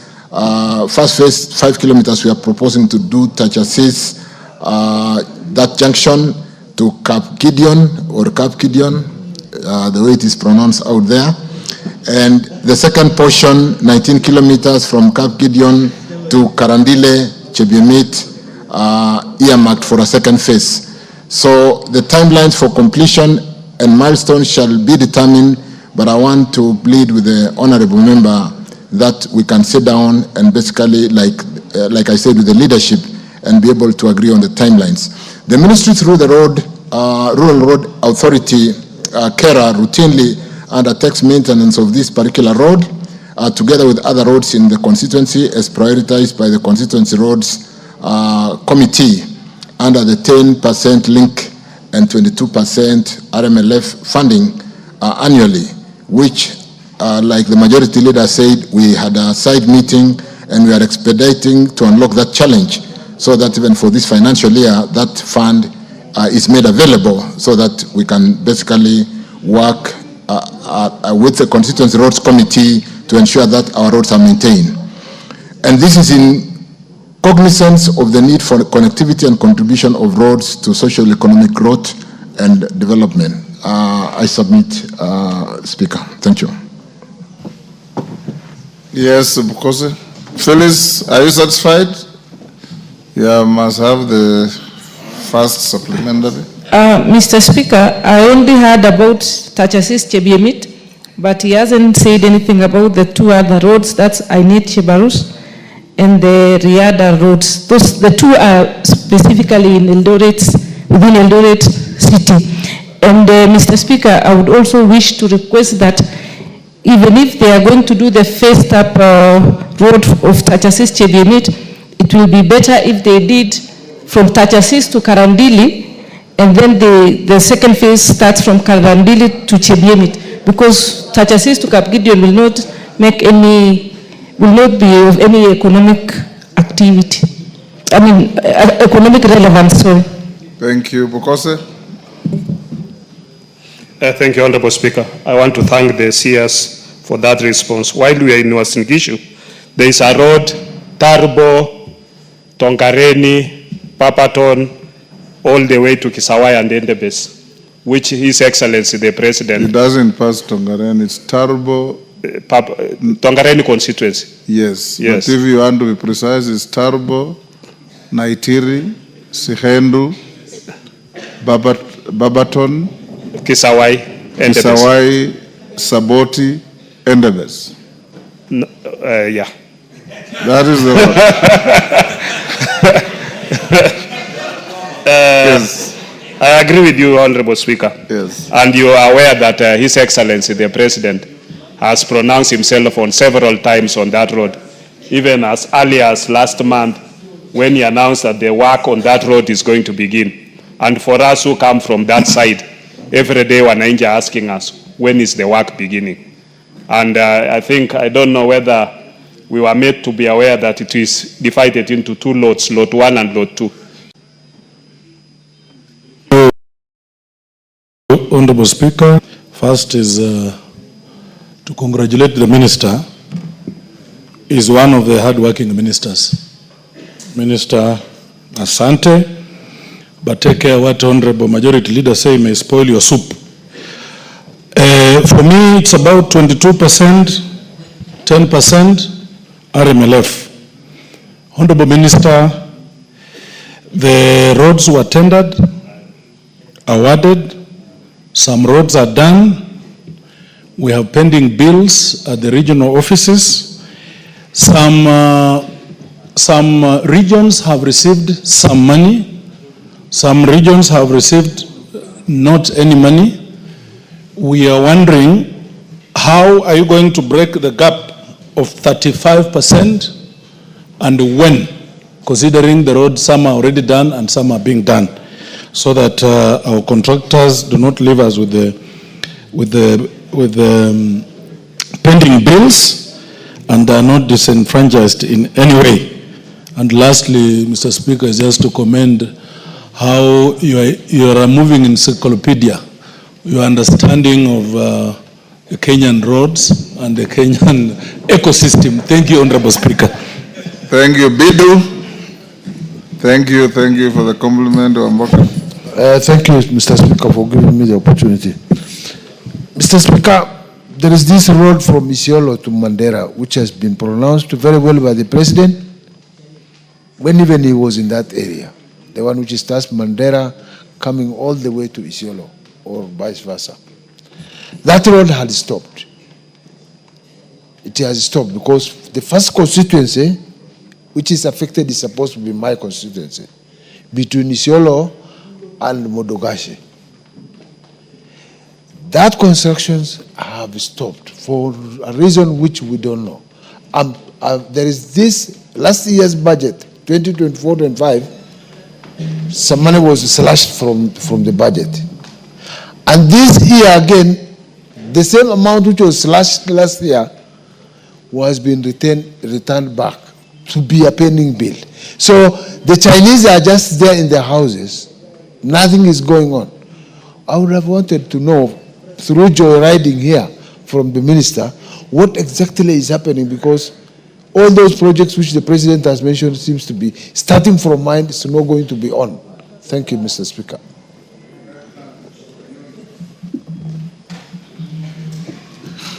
Thank you very much, Mr. Speaker. When I see the road that His Excellency launched when he was the Vice President was it's not complete between Kapkoi and Soimini. And Mr. Speaker, the people on the ground have already said they'll do something about it. And nothing has been done. The road is even now impassable. Two, what are you doing about the damaging of the roads? Because the trucks will carry this material from West Pokot and spoiled the same road that actually were made, and it's now even becoming impossible to use those roads between Kapkoi and Soimini. And I think we share the same road with Bokose. It's about 12 kilometers. The Chinese actually were supposed to complete that road. Up to now, I don't know what is happening. Saidi Poster.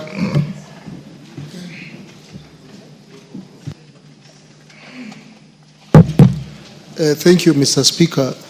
My story is a bit unique because I have a road in my constituency that is Boji Masalani Road. This road was done almost 10 years back. 75% of the road has been done.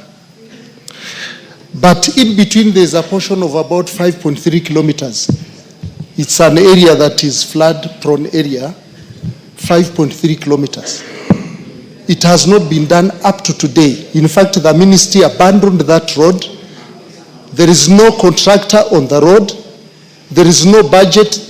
The budget has even been removed from the books. So I wanted to know from the minister what is happening. When are they completing that road? Ambassador Sigay.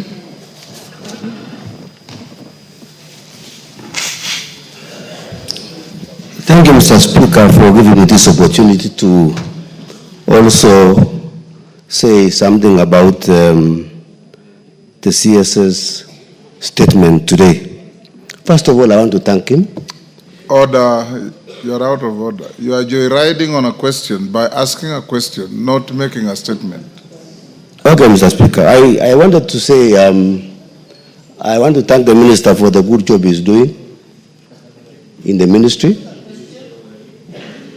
And Mr. Speaker, I want to say that the road from Tajasita in Sotik to Chebole is ongoing. But I want to ask a specific question about the road which is linking Sotik and Pureti through Cheburge, which has taken a very long time, Mr. Speaker. It's almost impossible. I raised this issue some times back in this house, but nothing is going on. The contractor is no longer there, Mr. Speaker. Thank you, Speaker. Minister, answer those.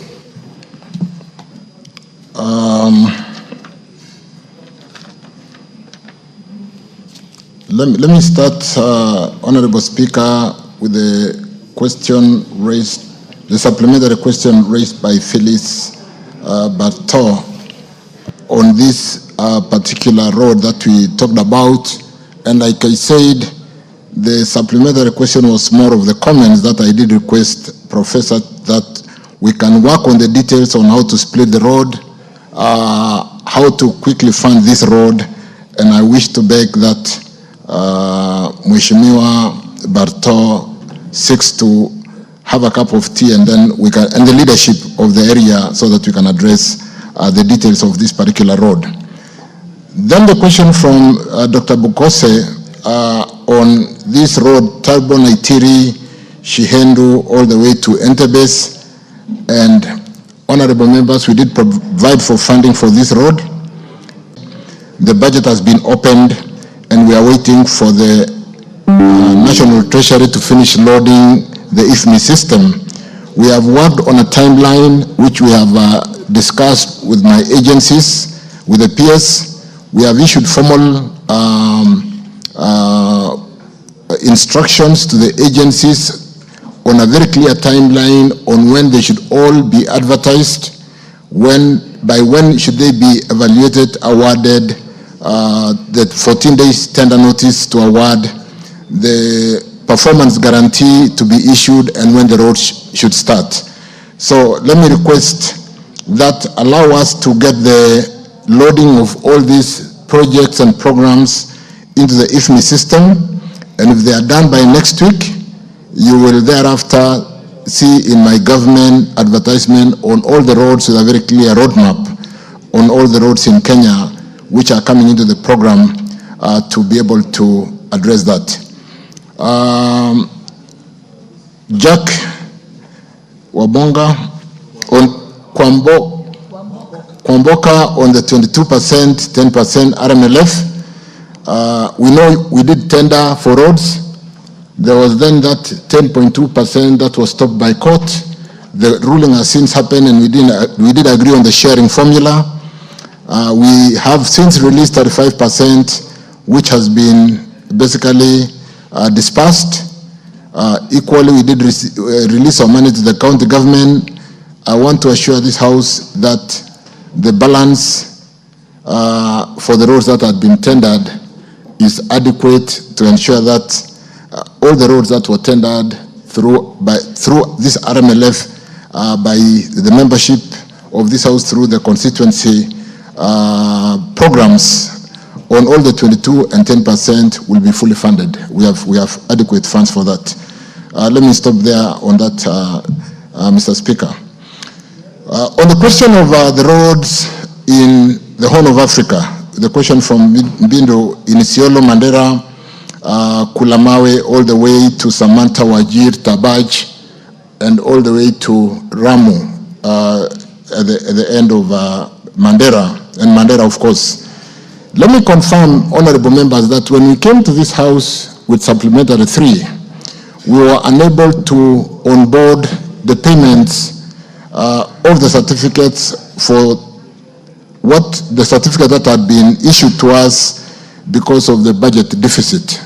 I think we wanted to maintain a budget deficit because of the program that will be going significantly to the market, and we didn't want to be seen to be funding our programs on borrowing beyond 4.5% budget deficit. So what did we do? We really begged that allow them to be paid as soon as the budget is approved. The budget has now been released. I did check yesterday with World Bank, or I did have a meeting yesterday with the World Bank, and we'll be making payments on all the sections of these roads where we have got pending bills, because these roads are fully funded either by World Bank, Africa Development Bank, or Arab Bank. With respect to that section in Modogashe Samata, which was an annuity program in Ramu Mandera, we are working on conversion to do an EPC and we have enough money on the annuity to be able, we have got annuity 3%. We have got enough funding to be able to convert that section of Modogashe, Samata, Ramu, Mandera, and be able to do it on an EPC. So Mheshimiwa, we are, by this week, and we did actually encourage the contractors on this road. I did call them for a meeting some 4 weeks at the end of June, and told them not to down the tools because we could not pay them on last year's budget because we do not want the budget deficit to go beyond 5%. But we'll be paying them because the funding is ready. We have the money. It's not a cash flow issue. They are fully funded by World Bank, Africa Development Bank, and so on. And we will be getting the contractors back to work if they down their tools because we have the funding. Ferdinand, Kapkoi, what are we doing on this particular road to ensure that we manage the axle load? That was a supplementary part of your question. I think the first part of the question was the completion of that road. And like I said, honorable members, the point that we've been able to raise money and pay contractors, we can now call the shots. So allow me, Ferdinand, through the speaker, to really call the contractor, and I'm sitting here with my PS, I'm sitting here with one of the DGs, Mangondo, the acting DG for Kera, to call this contractor and basically pay attention to that Kapkoi road and also address that challenge of axle load on some of our roads, including providing signage on the weights that are allowed on every road, because we build the low volume seal roads. But because there wasn't adequate communication and we did not have weigh bridges to basically manage the weights on those roads, a lot of our roads have gone in a state of disrepair. But we are paying attention to that through ensuring that when we build the low volume seal roads, we should have that signage if we are not able to put technology to manage the weights on the various roads to enable us know what are the weights that can be bared by those roads. On Masalani Road, 75% complete with some 5.3 kilometers and done. Again, this is a case of abandonment of work.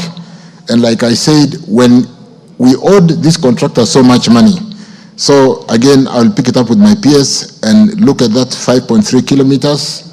If there is no budget, we'll make sure we scratch our heads and complete that small section so that there is continuity on that road. So allow us to also look at that Masalani Road and address that undone section. And we'll pay attention to that. Mheshimiwa, you can also, on a one-to-one, follow up with us. With respect to Sotik, Bureti, Cheborge Road, there is a contractor there who has been a bit of a problem. We have someone, that contractor, to come and talk with us. It's called Q. And we have summoned him. We need to, this road has got funding even in this current financial year. And we are seeking to correct and do a reseal on this particular road, because whereas the work has not been finished, there's already a state of disrepair where work had been done. So we will pay attention to Sotik, Bureti, Cheborge, and I want to confirm that there is some budgetary allocation on this particular road. So Ambassador Mheshimiwa Sigei, we can also look at the details of this particular road at a more personal level. I thank you, Speaker. Gonzrai. Thank you, Mr. Speaker. I beg to ask question number 054. Could state the current condition of Kinango Mariakani Road, that is into bracket C107, and the impact of the recent rains on its deterioration, particularly the drift connecting the road. 2, explain the immediate measures the government is taking to prevent further deterioration of the road and restore its usability for motorists. 3, outline both short-term and long-term intervention, including any placed collaboration with other agencies to provide a lasting solution to repair and maintain maintenance of the said road. 4, clarify whether there is a budgetary allocation for upgrading the road to bitumen standards in the year 2024-2025 financial year, and if so, what steps have been taken to upgrade the road and details of the costs allocated. Thank you, Mr. Speaker. Please.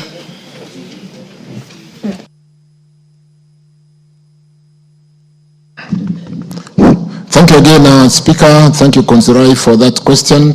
Let me go straight to the fact that the status of that 42-kilometer Mariakani Kinango B91 road is currently in motorable condition.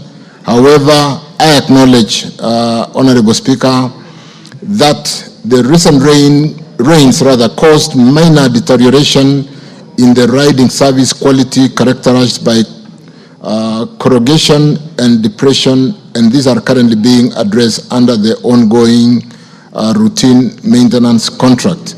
And because of that ongoing routine maintenance contract, Mheshimiwa Konzirai, we will again, with my PS, pay attention and confirm that the routine maintenance contract do deliver on the concerns that you have raised. The road has 6 drifts, which are generally in good structural conditions and are passable at all times, except when they are when the region experiences very high rainfall leading to high water levels on the drifts and rendering the structures unsafe for motorists and pedestrians to cross. 2 of the drifts have experienced some damage, like Mheshimiwa, you noted, downstream from the rains, and the failures are to be addressed by the routine maintenance contract that I've just mentioned, that we will pay attention and we will pick it up with the contractor with the current contract running. Those repairs include reinstallation of broken parts of the drift, installation of edge markers posts, restoration of damaged road signs, and desilting of the water courses around the drifts. Honorable Speaker, members, the ministry through Kenya is currently carrying out routine maintenance works on the road. The scope of works comprise of a number of major items, which include gabion installation in areas where additional protection is needed, installation of 2 lines of concrete piped cross culverts, cleaning of silt from the drifts, which I just mentioned, and cutting of meter drains, heavy grading with watering and compaction of the entire road, the entire 42 kilometers, spot graveling of accumulative of 5 kilometers. So those challenged areas will be regraveled, and concrete repairs to damaged sections of the drift and other concrete structures. And like I said, we will work with the PS to make sure that there is proper supervision so that we deliver for the time being on this gravel road before we put it on a pitman standard. The contract commenced on 19 September 2024, and I wish to state that the works have been completed. In the short term, the Kenya National Highways Authority, let me correct that. I'll confirm whether the works has been completed, because we need to really pay attention to that. In the short term, the Kenya National Highways Authority intends to progressively replace the drifts with concrete box culverts starting in the current financial year. In the long term, the permanent solution lies in upgrading the road to pitman standard. However, this will only be possible when resources become available, and I want us to work very closely with Mheshimiwa, because we currently working and advanced with Kwale Kinango pitman standard, which had stalled because of non-payment, and I think there is very good progress on this side of Kinango to Kwale. So we need to look at the other side from Kinango to Mariakani. I think we will work on the budgetary and basically complete that loop coming out of Mariakani on the other side where we are also working on dualing to the whole entire corridor, and including what we are doing on that road, having paid the project affected persons and working on that Kwachomvu bridge on the lower side as you approach Mombasa that had been suspended for the last 6-7 years, and which will complete in the next 2 months. I thank you, Speaker. Yes. Maungu? Oh, sorry, Maungu, hold. The questioner himself must have the first shot. Mr. Speaker, while accepting actually what the minister has actually stated in this particular road and saluting him on the Kinango-Kwale road, I think, Mr. Speaker, if the minister can just pay a lot of attention on this Mariakani, or the Kinango-Mariakani road, because that is the only source of survival in Kinango, because of the fact that where we get our goods for life is Mariakani. So if that road is not passable, then we're actually in danger. So because of the rains that we had, I think it is now time that with the 2025-2026, if you could just actually act with speed to ensure that the concrete drifts and the scope of Maram can be increased so that at least you can make this road more passable. Thank you, Mr. Speaker. Thank you, Konzrai. That's a positive. Sir, first and foremost, allow me to appreciate the CS for work well done, especially ensuring that stall projects have resumed, especially in areas like Luanda.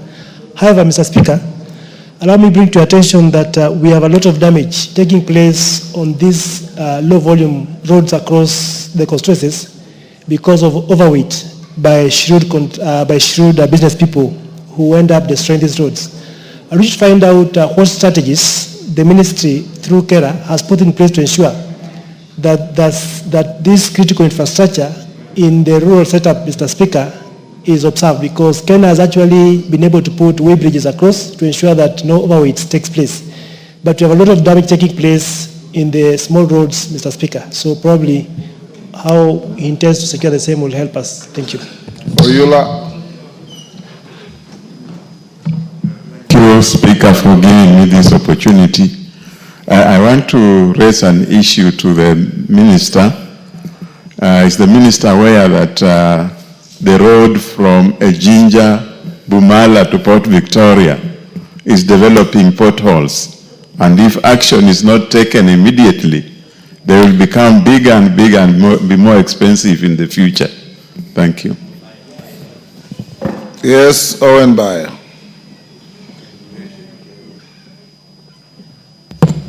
Thank you, Honorable Speaker. Mr. Speaker, I want to raise the issue of the Kilifi-Ganze Road, the famous Bamba Road. For many years, Honorable Speaker, we have seen now the contractor is back on site. But the road has been destroyed by the ongoing rains, actually very severe. And the people cannot actually access Bamba because the road from Pwani University and even from Kwamwango is severely damaged because of the rains. And I have requested that the contractor comes and grades the road as we wait for the tarmac. But there has been laxity on doing that. They're not interested in doing that. And I thought the contract bears some money for maintaining the road as they continue to put up the tarmac. Honorable Mr. Speaker, I would like the Minister to intervene to ensure that the people of Bamba actually have their way home, because they now sleep in Kilifi and overload Kilifi town because they can't go home. Thank you, Honorable Speaker. Kashagwa? Or is it Kirima? To the member sitting next to Polo? Meli, yes, you look different. You normally sit here. You're looking like the member from Daragwa. Yes. Thank you, Honorable Speaker. I thank you for allowing me to also query. We have, Honorable Speaker, the issue of Muhoroni, Chemelil, Kisumu Road and the Spar roads.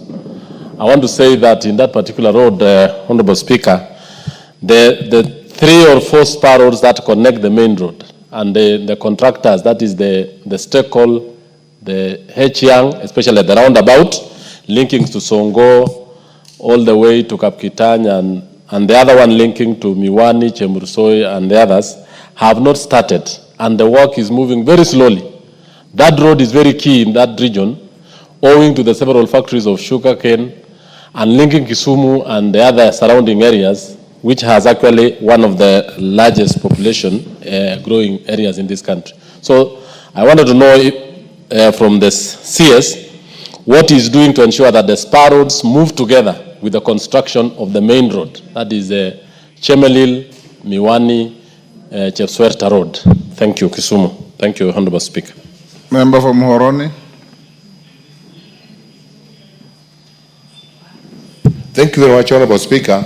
I am going to echo exactly what my friend, but with better elaboration.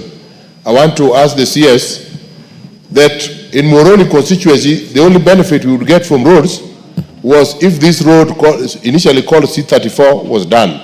Now it is Kipsitet, Muhoroni. Kipsitet, Muhoroni is in Sigowet constituency. Muhoroni to Chemelil is in Muhoroni constituency, but as you advance towards Miwani around Kibigori, Tinderet constituency comes in. After Miwani, then you go towards, after Miwani, you go towards Kibos, and that is still Muhoroni, and part of it is Kisumu East. And this is a very key road that if it was done, it would open up the area and benefit the local community. During Uhuru's time, every time after the handshake, the Luo community went to meet Uhuru, the priority number one of their request was this road. Since President Uhuru took over and we started engaging him, priority request has been Muhoroni-Mamboleo Road. And each time we have been assured at the highest level possible that the road is going to be done with the seriousness that it deserves. The road has some of the best contractors that you resource in this country or in Africa. Lot 1, there is China Bridge number 10, doing between Mamboleo. You are making a speech. No, you are joyriding. Ask a question. Thank you. And H-Young on lot 3 and whatever. And these have capacity. But when you ask them, they are telling you, we have not been paid. We have the capacity to mobilize and do it overnight, but we have not been paid. Go and push your leadership to pay us. When we come here, we are told they have been paid. We want the contractors, we want them to go back, and they are not coming back. I want something tangible. And if serious minister and DCS, I want you to come with the contractors on the stage and tell the people that they're now serious, they're going to take up this issue. Number 2, which is the last one. Order. The road came. Joyriders have only one question. Maclap, every joyrider has only one bite. Only one question. Okay. Thank you, Mr. Speaker. I rise to ask for the minister's intervention in the roads linking to Kerio Valley. Mr. Speaker, the road that begins from Barwesa to Kinyach is being used by Ainan contractors, which are doing Kinyach Kapswar and Kapsaraman Kinyach. So there is a section at Kuikui High School and another section at Chemindany, which are actually impossible, including me here, truly, Mr. Speaker. I can't reach home. If I went over the weekend, I asked the contractor on site that you are using heavy machinery, kindly come and sort out those sections so that the road becomes possible. He says, I don't have instructions, I don't have PQs for that road, but the minister here, knowing him very well, and he has good plans for that road, can actually be able to intervene so that the people of that area will be able to use that particular road. Second, Mr. Speaker, a non-contractor also has a section between Kasisit and Lake Baringo. That one is already under contract. But between Kasisit and Lake Baringo, last year, we had landslide, you are aware, Mr. Speaker. Ask your question. Yeah, so the non-contractor should be asked to move ahead where they have no to repair the road, because government cannot now allocate money and yet there is a contractor on site. Those two sections together with the access to Poi secondary school, Mr. Speaker, if intervened, those are small sections and it requires only intervention of the minister and the existing contractor on the ground, and things will be sorted out as we move with other programs. Otherwise, Mr. Speaker, you have a level-headed minister that has the capacity to put the ministry in order. Dagoretti North member. Jen Kihara, you are the next question. Why don't you restrain yourself to the next question? Thank you, Mr. Speaker. Thank you, Mr. Speaker. Mr. Speaker, allow me also to thank the Minister, the CS, for really doing his best to bring back this ministry. But having said that, I would wish for him to intervene in Nairobi. And when I say Nairobi, I would appreciate, I know he has given now Kura 2 billion shillings that has gone to the county. But when you look at the maintenance of the roads they are about to do, most of them were also maintained last year. And the challenge we face in Nairobi is in the slum, Mr. Speaker. That today, when I look at all those roads, Kibra is out because there's no road of Kura there. You find TJ's constituency is out, Mathare is out, Dagoretti North, it's Lavington and Kililesha, but I'm not saying that it is important or not important. I'm just saying the roads in the slums where Kera now comes in, is there a way the minister will assist us so that the key roads, and especially the roads that the president spoke on, pronounced himself on it, and see how we can do those roads? Because they are the most important roads. They are the roads that are impassable than even these roads that are about to be maintained again. Thank you, Mr. Speaker.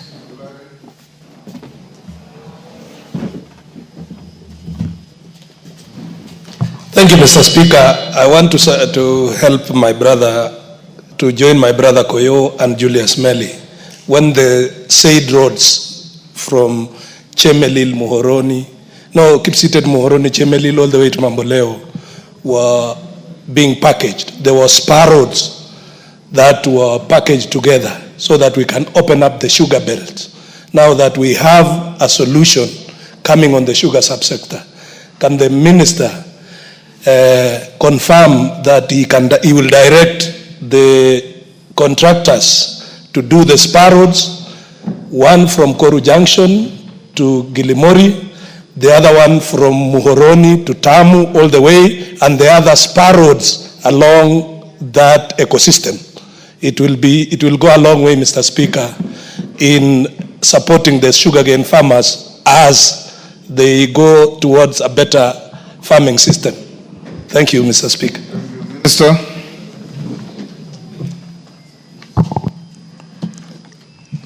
Thank you again, Speaker, honorable members.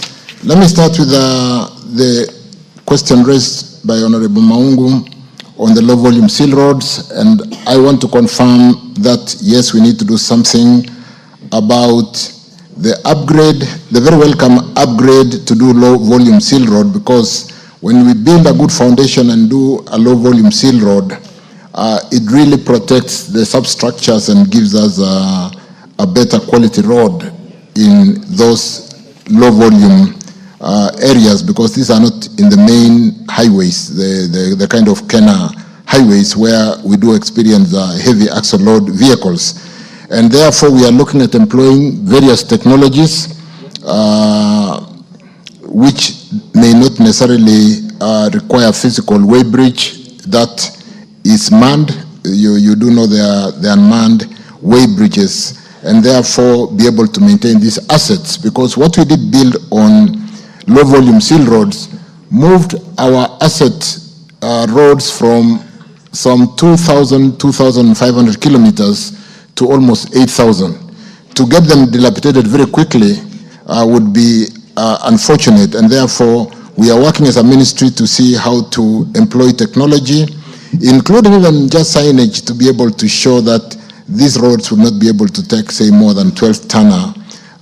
And therefore, if we are doing the agricultural distributorship of fertilizer, it doesn't have to go into the whatever. It can basically offload and sub-distributors taken in smaller vehicles, smaller tonnage vehicles.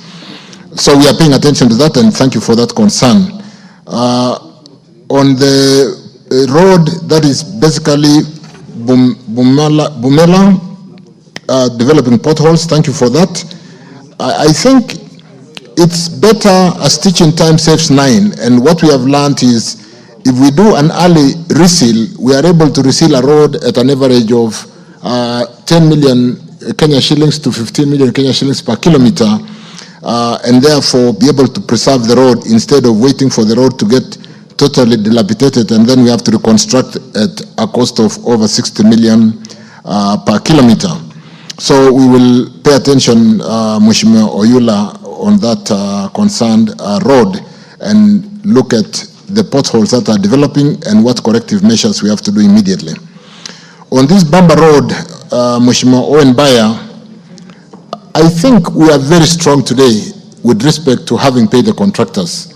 And when we summon them to the extent that we have not fully paid them and we have a further tranche of cash money to pay them, they come running. So let me answer the question for Kilifi North or this particular Kilifi Road, Bamba Road, together with Julius Melis and Koyo and on this Mohoroni, Chemelil and the Spar Roads, and it is basically picked up by Hillary, Kipkelion, to the extent that we have 3 contractors on this road. We have China Bridge number 10, we have Hechang, and we have Stekol. These are strong contractors. What I want to do in the advening days is to have a meeting with the leadership, with these contractors, and of course the team at the ministry, to be able to really understand the spar roads which are built into the contract and whether they should build the main artery and come back and build the spar roads later, or they should do all of them as they move forward, so that we don't have the kind of case that Sabina Chega did mention earlier, where the members of parliament don't want the main artery to be built. They want the spar roads to be built ahead of the main road. But let's have this common meeting with these 3 contractors, Koyo, Julius Meli, and because it's again cross-cutting many constituencies. And so what I'll do, leaders, Honorable Speaker, is to get, and like I said, when we summon them, they come because we now we have the ability to pay them.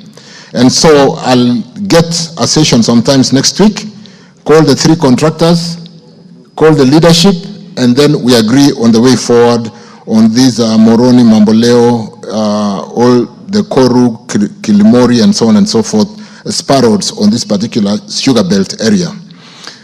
With respect to the question from, I think Speaker basically will deal with that together with the leaders, Meli, Koyo, and Hillary, and the other members in that belt of Moroni. The Joseph Makilap, the Kerio Valley, Barwesa, the roads that traverse your Baringo North from Barwesa, Kenyach, going all the way to Kapsawar in the Elgeyo Marakwet area and Kipsaraman. These roads have been factored in, Barwesa all the way, not just to Kenya, but to Koloa, is that to the north? And again, this road is funded. What we want to do, like I've just said of Moroni Mamboleo, let's get this contractor, Heinan, and sit down with him and agree on the work program, because we normally agree with contractors on motorability ahead of works. Because we don't build spar roads for users to use while the road is being constructed, we expect the contractors, and there's an agreement that the road should be motorable when construction is happening. So to the extent that there are these impassable sections, let's, Honorable House, call the relevant leadership in this particular case, Joseph Makilap, Baringo North, and the leadership possibly of the other side in Marakwet, in Elgeyo Marakwet, and address the work program, including, and more importantly, the motorability of the road ahead of works, so that we are not basically looking at when is the tarmac being finished, but the fact that we are able to use the road on a day-to-day basis. On the question from Honorable Elachi Dagoretti North, again, I thought we sat with Nairobi leadership before we gave the support to Nairobi County to basically improve the outlook of our city, and where we have made budgetary allocation of 2 billion, and therefore, Mheshimiwa Elachi I can again kind of convene a meeting together with the governor for Nairobi and the leadership for Nairobi to look at the priority of those roads, to the extent that this support we are giving to Nairobi County will be implemented through Kura. We are not implementing through the county government. We are basically, the implementing agent will be Kura. We can sit down together and look at whether the prioritization was properly done. I thank you, Speaker. Thank you. Jane Kihara.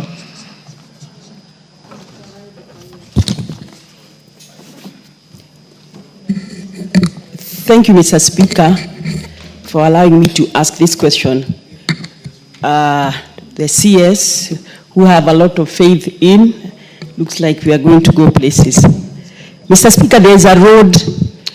Jen, ask the question. There is a as is Kura. framed on the order paper. I've called you to ask question 057. Sorry, I had asked you to let me ask about the road because my question is not about the road, Mr. Speaker. Please. Reluctantly, take 1 minute. Yeah, Kenongi Maraiwushu Road is a Kura road, about 7 kilometers. And it started in the last regime. Mr. Speaker, up to now, they have only done 2 kilometers. I have been asking even the agency before to come and check the encroachment, because there's a lot of encroachment. I wanted to ask the CS whether, when he can do the remaining 5 kilometers. It is a Kura road. Kinogi Maraigushu. Minister, you know the road? I generally know this Kinungi Road, but allow me, now that the Honorable Member has basically raised on the floor of the House, to pay attention and get back to the member. If it is a case of stalling because of non-payment, that should be a non-issue today. But if it is stalling because of budgetary allocation for an ongoing project, then it is also really upon us to provide budget for ongoing roads, because it will be unfortunate that we are starting new roads when we are not funding ongoing roads. So either way, the ministry should take responsibility, and let me confirm that I will look at it. We will sit down with Mheshimiwa and look at, is it a budgetary allocation? Is it a bending bill? Both of them, which the ministry should be able to resolve and get the road to continue. I thank you. Thank you. Joyriders are too many. Waluke, too many joyriders. One question each, because the remaining 2 questions are not on road, so I'll not allow anybody to ask anything. Thank you, Honorable Speaker. Waziri, mine is about Chwele Sirisia Wahaha Road. It is a low volume road, but the traffic was transferred from Malaba to Wahaha. All the international, it's an international road, and all the trucks are now using that road from Burundi, Rwanda, Uganda, Southern Sudan. All the trucks are using it. And the road was low volume, and now the trucks has completely teared it out. And it is supposed to be upgraded, Honorable Speaker. Within a very short time, Honorable Speaker, that road we've lost about almost 70 people that have died on that road because it is small in size. So, Waziri, Honorable Murkomen, your predecessor had promised that it was to be upgraded But up to now, we have not seen anything.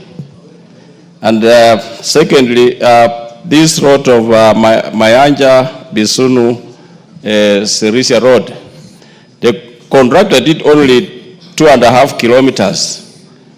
And then he vanished from the road, he's not there. I don't know what steps have you taken, Honorable Speaker. Thank you.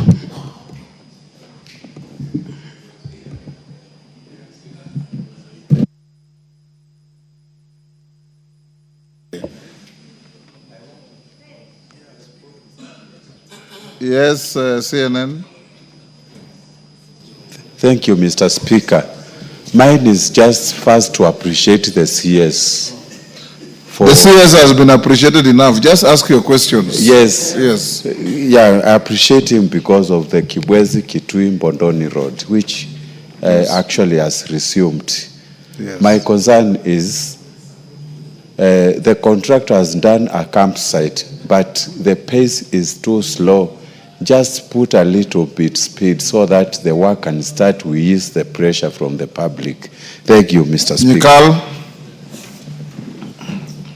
Thank you, Mr. Speaker. Mine is one, very brief, on Maseno Kombewa. The minister had answered on Vihiga side, but that road actually extends all the way to Kombewa, Kalandini. The MP alleged that your side is done. No, it isn't done. So the part from Akado, Nyendiwa to Kalandini is not done. So the road is hanging. So that is my question. But Mr. Speaker, I would also say that after the meeting on Tuesday, it would be nice if they agree on programs with timelines. If that is shared with us, then it can help us follow up on the work, on the progress of the work. Thank you, Mr. Speaker. Zamzam. Asante Mheshimiwa Spika, na mimi nataka nimuulize waziri, tunaangalia feri ambayo inasafirisha watu katikati ya Mombasa na Likoni, zile rams zinamwaga watu baharini. Kwa hiyo Mheshimiwa Waziri, nilikuwa naomba kujua, kulikuwa na feri ambazo zilikuwa zitanunuliwa mpya ili wananchi wa Mombasa waweze kupata wepesi wa kusafiri. Lakini paka sasa hata ile feri ambayo iko MV Nyayo, ukipanda zile daraja zake unapata zile daraja zimeharibika, mtu anaweza kuanguka baharini. Unafanya mikakati gani kuhakikisha kuwa wananchi wa Mombasa wanaweza kupata usafiri ambao hauna utata, tukapata ile kisa kama cha Mtongo kilivyotokea, wala Mungu asijalie. Kwa hiyo naomba tuweze kutujibu. Asante sana. Daniel. Thank you, Mr. Speaker. Mine is not more so on roads, though I have a lot of problems on roads, Kore Road and Mulingana Road, but my major question is on the issue of air transport. Mr. Speaker, I want the Waziri I want to know if the Waziri knows that we depend on... Minister, you'll have just to make do with this mixed grill. I want the Waziri to... Yes. I want to know if the Waziri is aware that we depend on Ethiopian Airways to ferry our miraa out of this country. But now, of late, they have denied us an opportunity to ferry miraa to Israel and Djibouti. And we are really stuck, considering the fact that Kenya Airways does not fly the two routes. So what is the ministry doing to assist our Meru traders and farmers from this problem of lacking a means of transport, whereas the Ethiopian Airways is flying there, but they are denying our traders an opportunity to use their flight? Thank you, Mr. Speaker.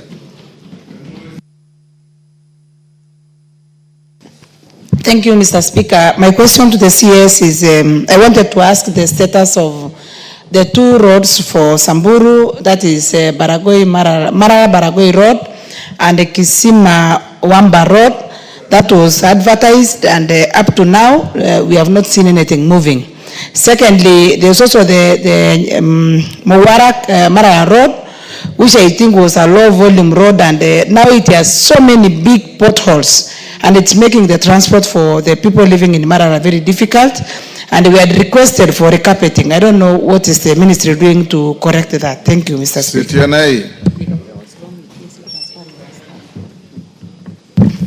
Thank you, Honorable Speaker. I seek intervention of the CS on the Turbo Bridge. which was given to the contractor over 2 years ago, and the work is very slow. The current bridge is a disaster in waiting. And secondly, the Turbo Beshabor Salient Road, which is a twin sister. Which bridge are you talking about? That Turbo Bridge. On the highway? Just off the highway, about half a kilometer off the highway. Yes. And it is a twin sister of Turbo Naitiri Sihendu Endebes Road. Okay. What is the status of the road from Turbo Beshabor to Celia? Thank you. Thank you, Kipepeo. Mama Kaundi Busia. Thank you, Mr. Speaker.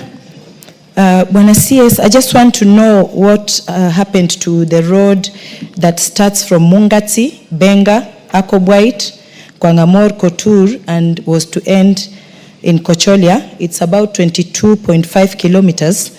The bridge was removed and the contractor seems not to be on the site. A distance that cane cutters used to simply use less than 30 minutes. Now they have to go look for another route that takes 2 hours for them to reach a particular point. So kindly, because of the cane in the region, that particular road is very paramount. Thank you, Mr. Speaker. Oron. Thank you, Honorable Speaker. My question to the CS about a 9.5 kilometer road named Tomboya Roads in Kisumu. Honorable Speaker, this road was awarded in 2021.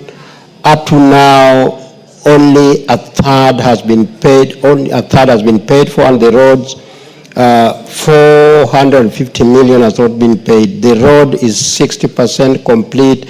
I would like to ask the CS what's happening from 2021 to date. These roads are dangerous to the residents because when it rains, water accumulates, and dangerous to the kids and the motorists. Thank you. Thank you, Speaker. My question to the CS is about the road, Matutu-Ekalakala Road, which the CS told me that the particular contractor is going to move to site, but he has never been to site. Thank you. Rueda. Nami niulize swali, barabara yetu ambayo ndio itakuwa barabara ya kwanza, hatuna inchi hata moja ya barabara ya lami. Sasa hii tunapata. Jana ndio naona contractor amepeleka mashini port. Kwa vile imechelewa sana, naomba waziri ahakikishe hii barabara iko na pesa iko najua.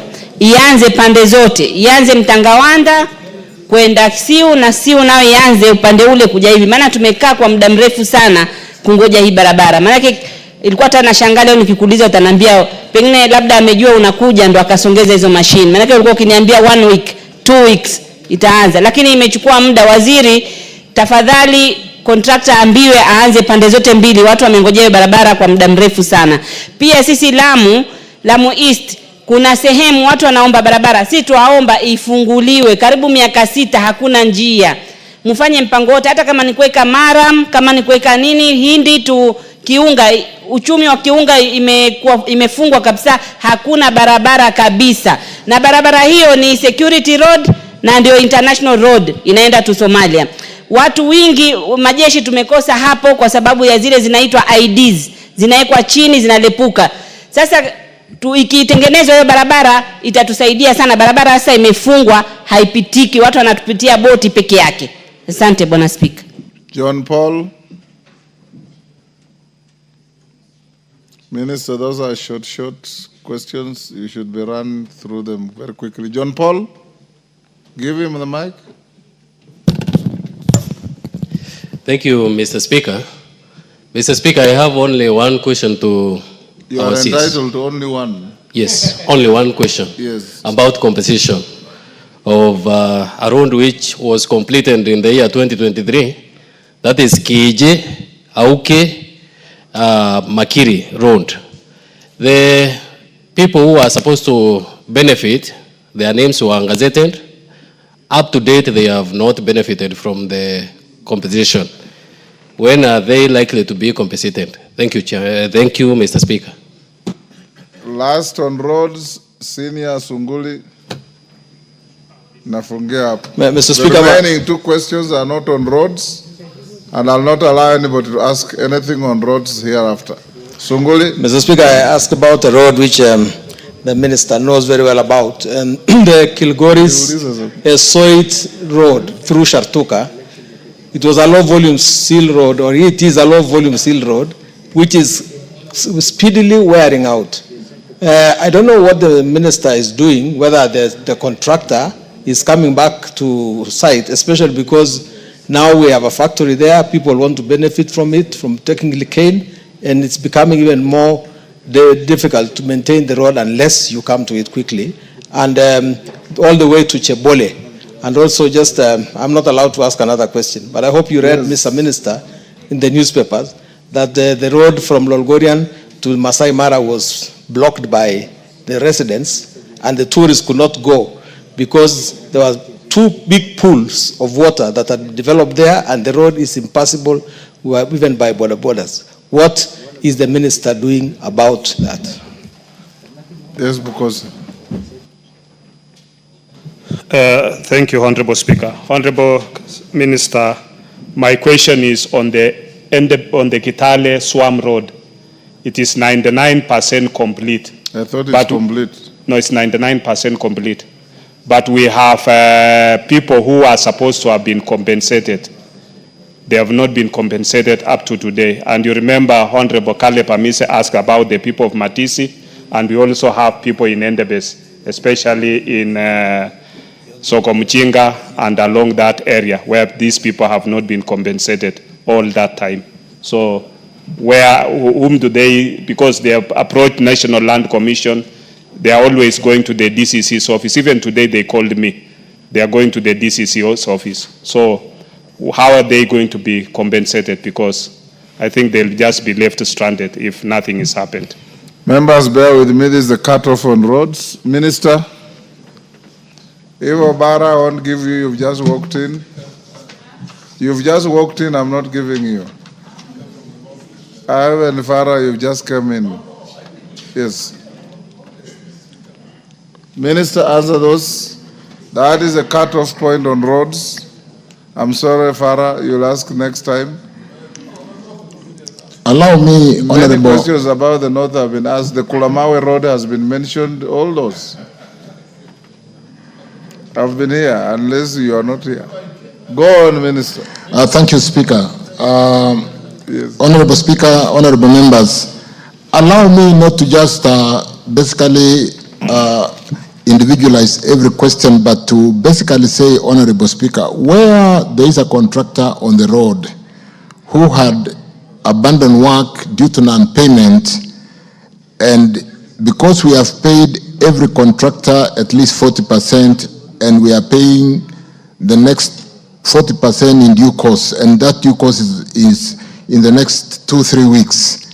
And that's why we are having this Tuesday meeting to review, because we are in a very good place, we are in a very strong position to basically ensure that they did comply with the settlement agreement, which was a bargain to sell our part of our RMLF and pay them.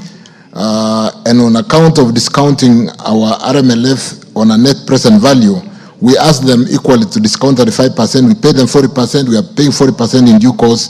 And therefore, for the road that Waluke spoke to, and where there is a contractor, I want to confirm that on all those roads, Honorable Speaker, honorable members, I will be happy to have a meeting with the contractor, with my team, and with the members of parliament for the particular area to address resumption of work. If they have not resumed work, why should we be prioritizing the next 40%? So we are in a very strong place to address that. So, but particularly for Malava, because of the border and this Chwele Road, honorable members, you do know that we pride being an anchor state because of the port of Mombasa and servicing Uganda, Rwanda, all the way to DRC.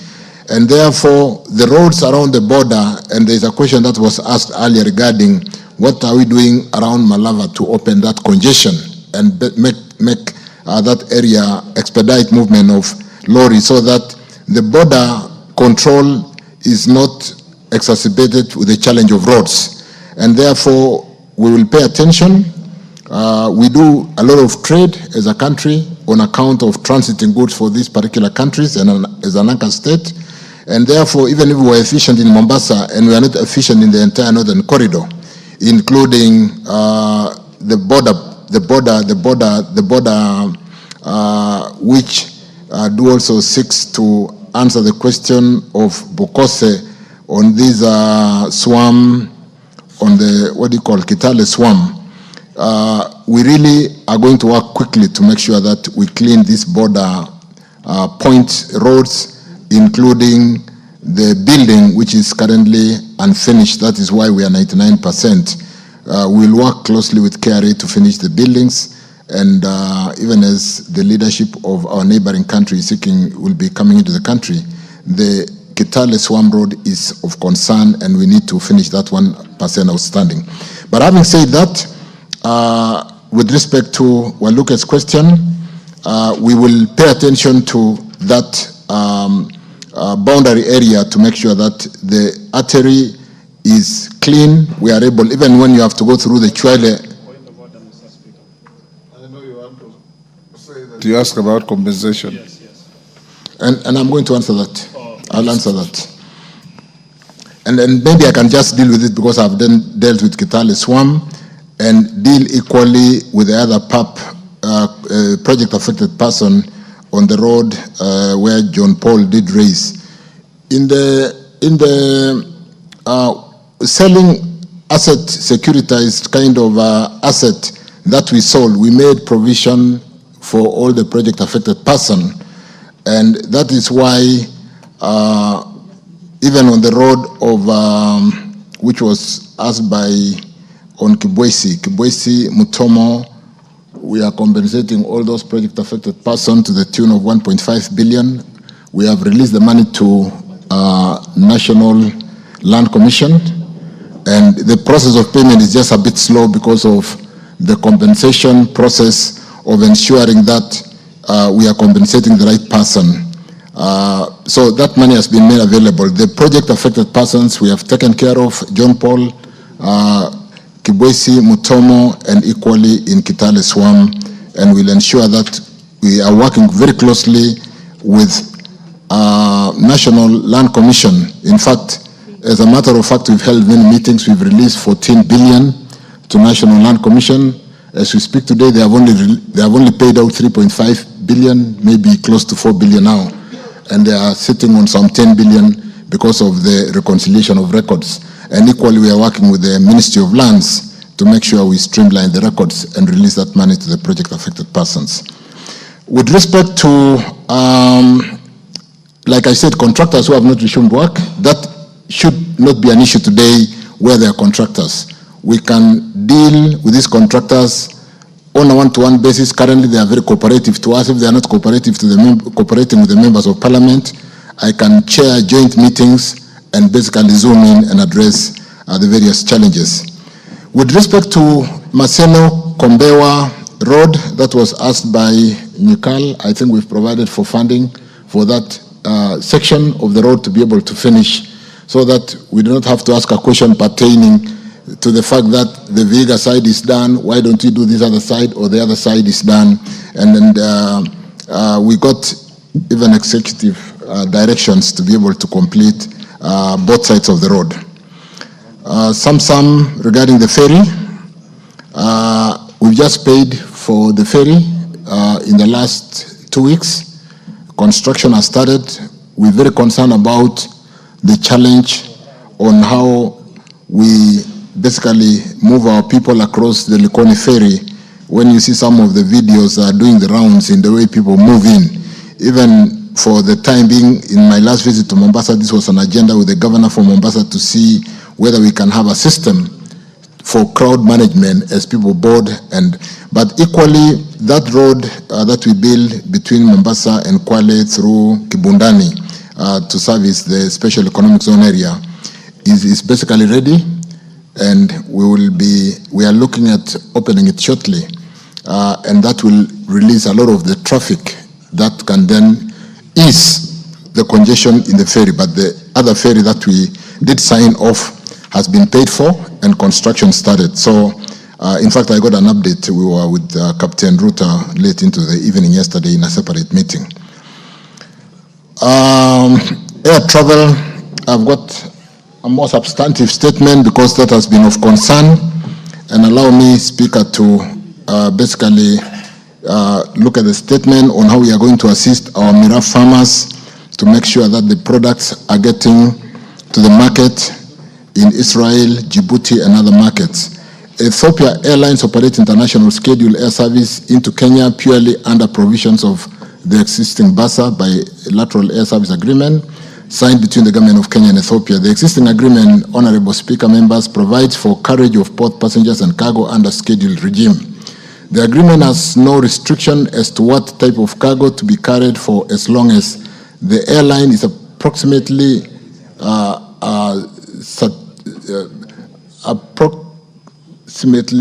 certificated by a competent authority to uplift the cargo under standards set by the International Civil Aviation Organization, a standard setter in the global aviation industry. Obligations of the state signatory to such agreements is that the state should not interfere with the conduct of business by airlines designated to operate under such agreements, and therefore the ban by Ethiopia Airlines on carriage of Mira from Kenya is an internal airline decision that has no roots to the existing bilateral air service agreement between Kenya and Ethiopia.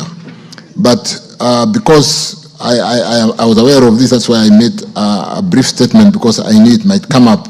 I'll be seeking to basically do a bilateral with the Ethiopia Airlines to basically seek to intervene, because this is really impacting on the economy of this sector, and therefore we need to provide an urgent solution, because these are perishable products and they do not have that long-range kind of post-harvest time, and we need to resolve that. So I'll pay attention to that, Mheshimiwa, and address that very quickly. Let me then turn on to Samburu. Samburu, that was Le Kuris. Honorable Speaker, like one road in Chepsanoi, Tarbo to Kakamega had a challenge with the contractors pricing the Wamba, Maralal, Baragoi road had that challenge. We did provide for some tarmacking out of Maralal into Wamba. We did provide also for tarmacking from Maralal towards Baragoi. And Mheshimiwa Legarus, we've had meetings with the leadership of the area, and we did retender for these roads. We've just closed. The bids have just come in, because we lost so much time between the time when this funding was approved and the tender, which has not worked. We will very quickly award the best contractor for those roads, basically to do the tarmac on those two sections and upgrading the graveling all the way to Baragoi on the other side to ensure that road is motorable. And we are working on that. The tenders just came in, and the relevant, I think it's under Kenya. Kenya is working around the clock to make sure that we do get the contractors to site, and those roads are funded through that affirmative funding that we got earlier last year, and equally they are funded in the current financial year. So we should be able to start work. On the Turbo Bridge, Mheshimiwa Shitenei, there's a lot of work going on there, and to the extent that we have funding on that road, I don't think we should exclude the bridge. I don't have the details with me here, but allow me to pay attention to that and make sure that this Turbo Bridge is not in the state that you did describe. For Busia, Catherine, Mheshimiwa, that 22.5 kilometer road, and you did talk to the bridge that needs to be addressed. Allow me also to pay attention to that. I'm here with my peers. I don't have an immediate answer, but I should be able to look at that. And Bwana PS, let's get back to Catherine Amayo on that. With respect to the Tomboya Road in Kisumu, Mheshimiwa Koron, 9.5 kilometers. Again, this is a question of a road with a contractor, and there's absolutely no reason why we are, for those, there's a reason why the road took that long, because we didn't pay the bills. But to the extent that we are talking about Kisumu City, we are talking about a road with a contract, it will be really unreasonable for us. It will be responsible, not even unreasonable, not to provide funding. And I want to confirm what kind of funding has been provided for this road. If it was due to pending bills, and because pending bills is not a challenge, we'll follow up and make sure the contractor gets back to work and clean the outstanding portion of the 9.5 kilometer road. I don't remember what Bashir's asked, but let me answer Waida's question regarding Mtakawanda, Kisingitini, but that road is initially Mtakawanda, Siu. The contractor has gone to site. I did call them to my office. The young man, the son, came by Yusuf, and we did give them some ultimatums. The biggest challenge, Speaker, here has been contractors here put their efforts together to hire a barge to carry the heavy equipment. If the heavy equipment has landed in the island, it shouldn't now be a problem, because again, Honorable Speaker, Mheshimiwa, you know this road is funded through that affirmative funding that we got early last year or late last year. We have provided adequate funding to make sure the road moves without stoppage. And the last one was on John Paul's concern on the PUPs, which I've talked to. That funding is available, and we are working with National Land Commission to make sure that they accelerate the payment, because it's a situation today, honorable members, that National Land Commission is not looking for money. We are pushing them to pay because, like I said, they are sitting on 10 billion amount of resource which is within their accounts, and they are working on reconciliation to pay that money to the project affected person on the various portions of those roads, including Tuapa to Kilifi, this side of Kwachomvo to Mariakani, including the road, James Kishuro, all the way to the road linking to going towards Nakuru with China Wui. For Mheshimiwa Sunkuli's question, Kilgoris Shartuka, this road getting out of Chebole, the clay section of that, going all the way through Chebunya to Mwadigiri, we have provided funding to reconstruct that road, and we are going to start in this financial year. The Chebole side, all the way to Tarajasita, we are doing a reseal, which Mheshimiwa Ambassador Sigei did say there is work in progress, and I think the repair and resealing of that road will be completed in the next 3 weeks. Bukose, on the SWAM, I did talk to BAPS, and the 99%, the 1% which is more of the building and that you have answered. Works to do with KRA, we are working with KRA to complete that. I thank you, Speaker. Ivo Bara, I'll give you Ivo Bara, then let's close with Farah. Thank you. Joyride, quickly. Thank you very much, Mr. Speaker. My question is on the feeder road on the Ahero Kisii Highway. This road the highway was completed and very well done. But there were all these feeder roads that were leading to public institutions that were supposed to be tarmacked. Most of them are below the 2 kilometers. The length is below 2 kilometers. Up to date, nothing has happened, despite the fact that we have written several letters requesting for the roads to be done. Short distance, less than 2 kilometers, and all of them leading to public institutions. High schools, hospitals, and also the DCC office, and also the police station. Can these roads please be completed? Thank you. Thank you. Farah? Mr. Speaker, I'll correct. It's not true that nobody had asked any question about northeastern roads. The minister answered questions on the Kulamawe road. Okay. That's not northeastern, by the way. Kulamawe is in upper eastern.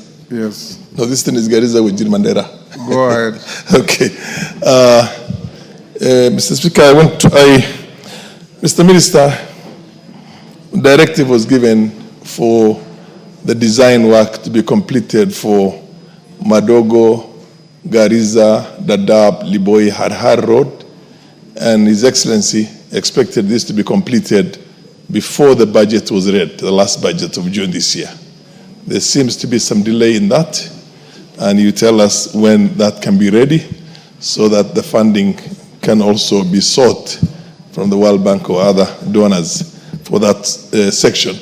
The same section, Mr. Minister, because it supplies, or rather it's used for supplying the refugees, 450,000 refugees in Dadaab. That road is now completely impassable. It's a nightmare to drive through Garissa to Dadaab. What emergency measures have you put in place or wish to put in place, at least to make that bit passable so that it can be motorable for the time being while waiting for the tarmac to be fixed? Sometimes later, much later, of course. Thank you. Thank you. Tobiago. Thank you, Mr. Speaker. Mine, I'll just ask about the Danger Chemuswa Road. The last time the minister was here, he said he promised that something would go on. What is happening right now, there's a bit of work going on, but it is also causing a lot of problems because the contractor who is there right now is not giving alternative routes when he's blocking the road, especially when they're making the bridges. And there is a bridge, Karlel Segut, that is in Kosrai Ward, which had been awarded to a contractor by Kura. The other day, even somebody passed on in that bridge.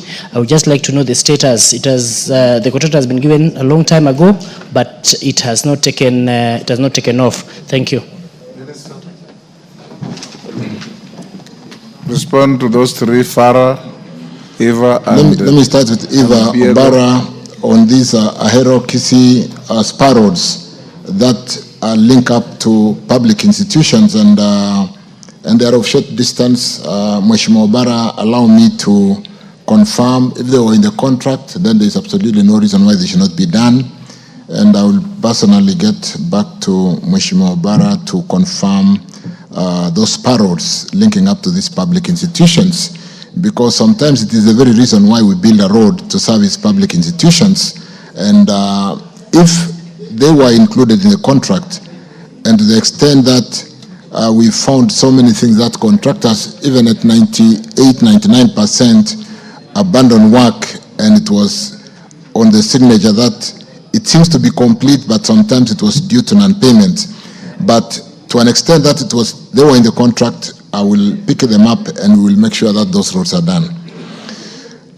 Yes, Mheshimiwa Farah, we did give instructions for the design of this road, starting from Madogo, going through all the way through Garissa. And let me also confirm whether it has been completed. I didn't get the details before I came here, but to the extent that they have been completed, and because we were seeking for donor funding like World Bank to build this road, the donor funding, we can bring it into budget anytime because it doesn't impact on the cash flow as it were. Equally for Garissa Dadaab, because of the need to service the camps out there, the IDP, to the extent that we need to service Dadaab, we need to make that road motorable because of the refugees out there. So again, PS, let's pay attention to that. Biegon on Danger Mheshimiwa, on Danger Chemuswa, we have a contractor. If it's a case of being slow, needs to address the crossings, the bridges, the challenge we only have on this road is sometimes we are on Deja Chemuswa and we get instruction that we should start from the other side.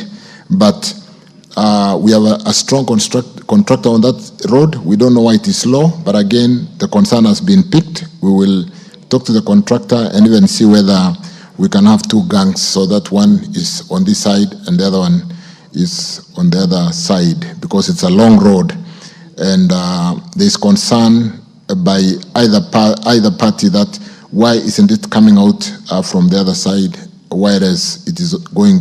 But to the extent of it is slow, and because like I said, bending bills for now is not a challenge, we will pick up that and address the speed of construction on this road. I thank you, Speaker. Honorable members, Honorable Simon Kingara came in late, but he has explained why he was late, and I'm satisfied. I want to give him a second chance.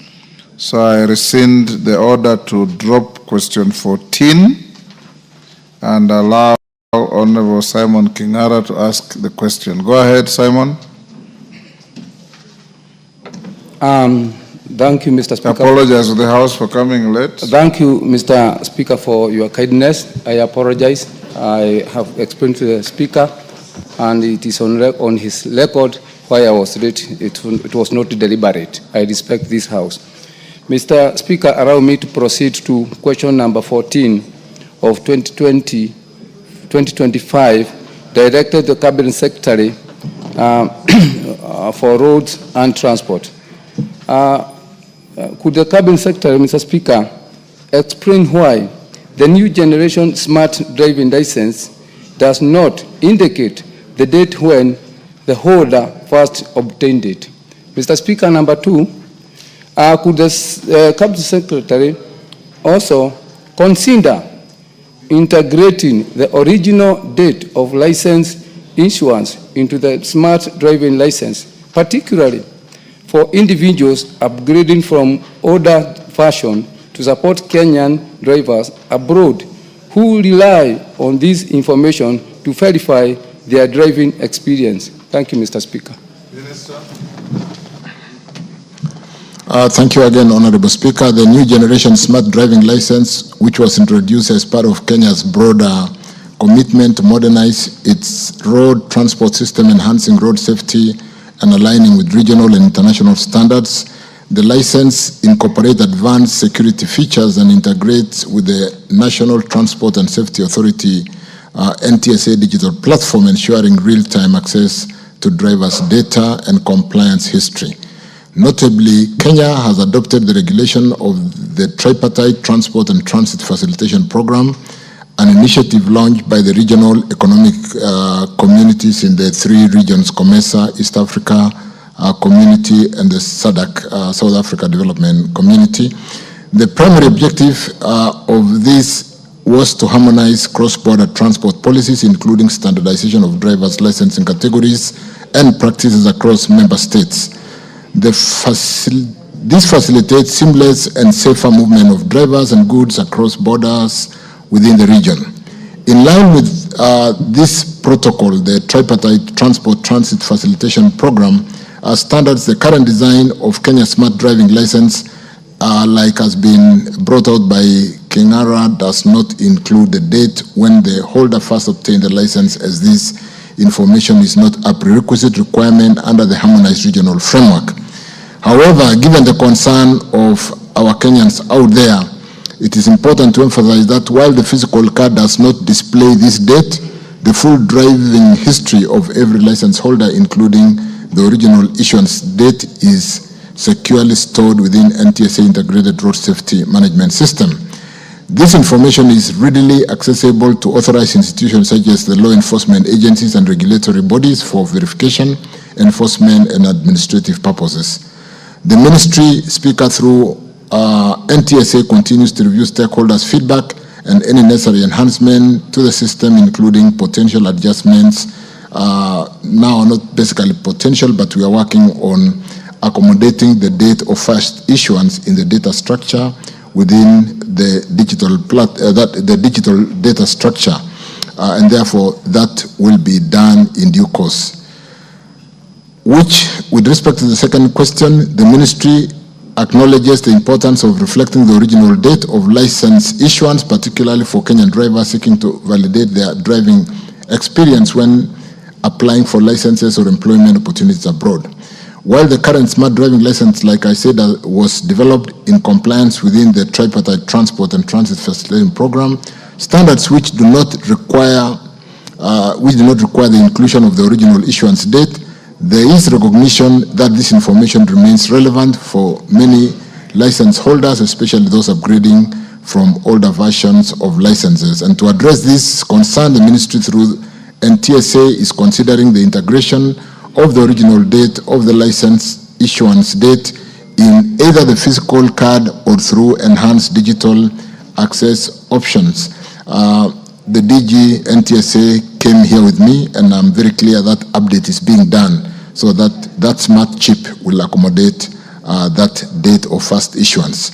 And therefore, such integration would be done carefully to ensure consistency with regional regulatory frameworks while also leveraging the NTSA Integrated Road Safety Management System, honorable members, where all historical data, including original issuance date, is securely stored.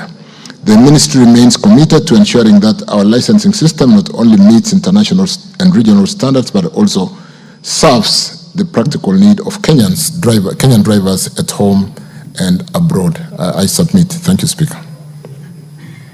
I think, Kingara, that is very adequate for your question, isn't it? Truly, Mr. Speaker, what I just request is to fast track this because the diaspora remittance is an economic enabler, and we have very many Kenyans out there who cannot work because of lack of experience, which was not picked during the first time they got a new driving license. As much as it complies with the world requirement, Mr. Speaker, I'm in diaspora. Out there, apart from the big towns, out the country, out the world, the small villages where Kenyans also work, they do not have those machines to chip in and get the data. So if it's indicated on the card, then they are good to go. Thank you. Okay, thank you. Last question, Jen Kihara. Minister, you note what the member has indicated. Jen Kihara, next to you, on your right.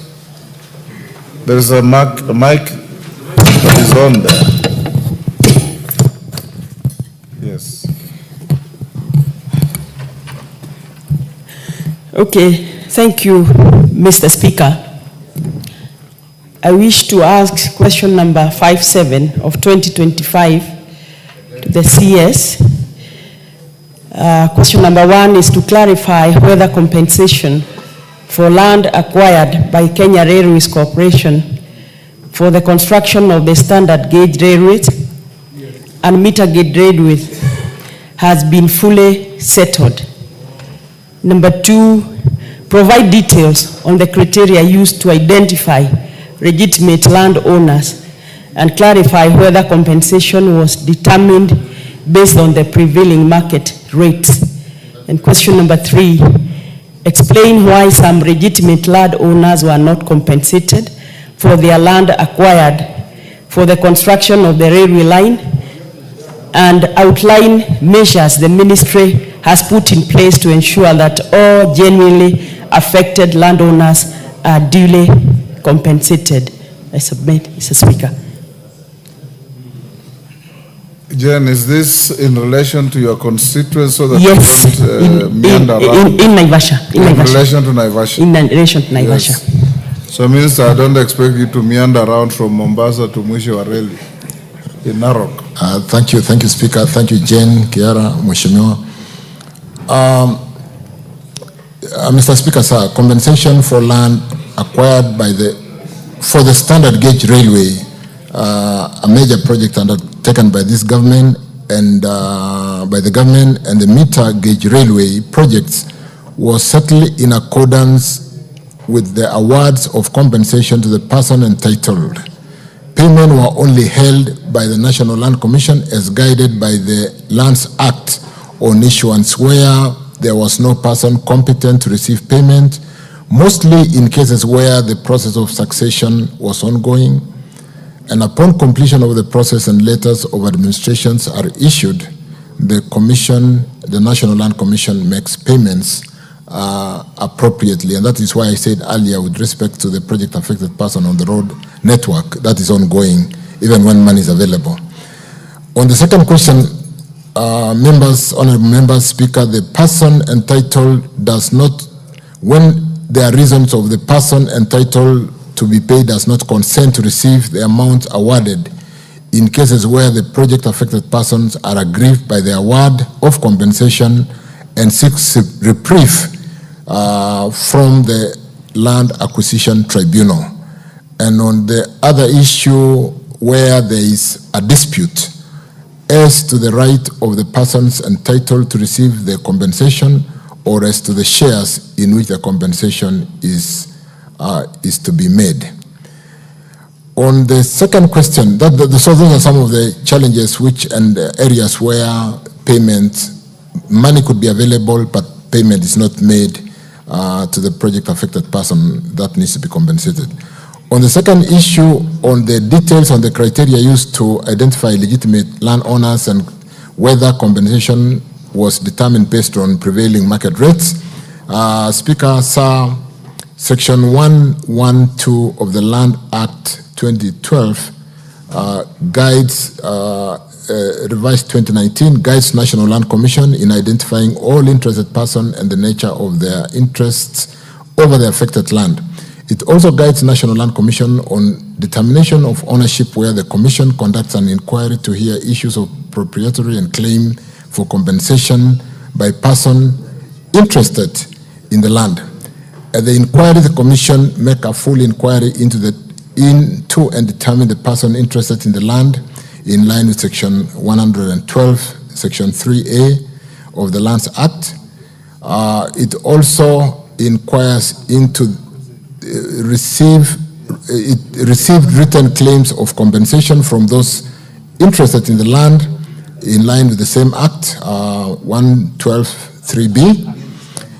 It also has powers, the National Land Commission also has powers of the court to summon and examine witnesses, including the persons interested in the land, and compel the production of delivery to the Commission of documents of title to the land in line with Section 112.5 of the Lands Act. And then so really, on the conclusion of the inquiry, the National Land Commission prepares a written award of compensation for every person whom the compensation has determined to have an interest in the land. On whether compensation was determined based on prevailing market rates, the Commission is guided by the Land Assessment for Just Compensation Rules of 2017 and the Land Value Amendment Act of 2019. The regulations provide for a criteria for determination of just compensation and factors to be considered. Among the factors, honorable members, to be considered when assessing compensation is the market value of the land. The Land Assessment for Just Compensation Rules of 2017 further provide a criteria for assessment of market value. On the concern of legitimate landowners not compensated for their land acquired for the construction of this infrastructure, Mr. Speaker, during the compulsory land acquisition for the Nairobi-Naivasha Standard Gauge Railway Project and the Naivasha Inland Container Terminal at Longonot Station, MGR Link line, it was noted that several unresolved historical land disputes and property boundaries inconsistencies existed within Mai area. Further, there were ongoing court cases pending determination. In line with Section 115 of the Land Act, compensation for properties that were in dispute was held by the Commission until the dispute as to the right of the person entitled to receive the compensation was determined.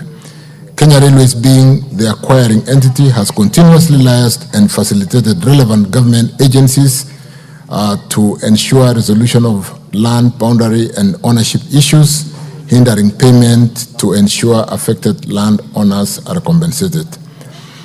Mr. Speaker, members, further, the ministry ensures provision of adequate budget under the Railways Development Levy Fund to ensure that all affected property owners are compensated upon resolution and determination of existing disputes. So, just to conclude, and as I submit, there will be outstanding cases in line with some of those challenges, but to the extent of funding, I think we have got enough allocated funds under the Railway Development Fund, or levy rather, to be able to compensate once the National Land Commission resolves all the issues, and we should be able to do that. I submit. Thank you. Thank you, Minister. Jen, I believe you are satisfied? This is something. You are.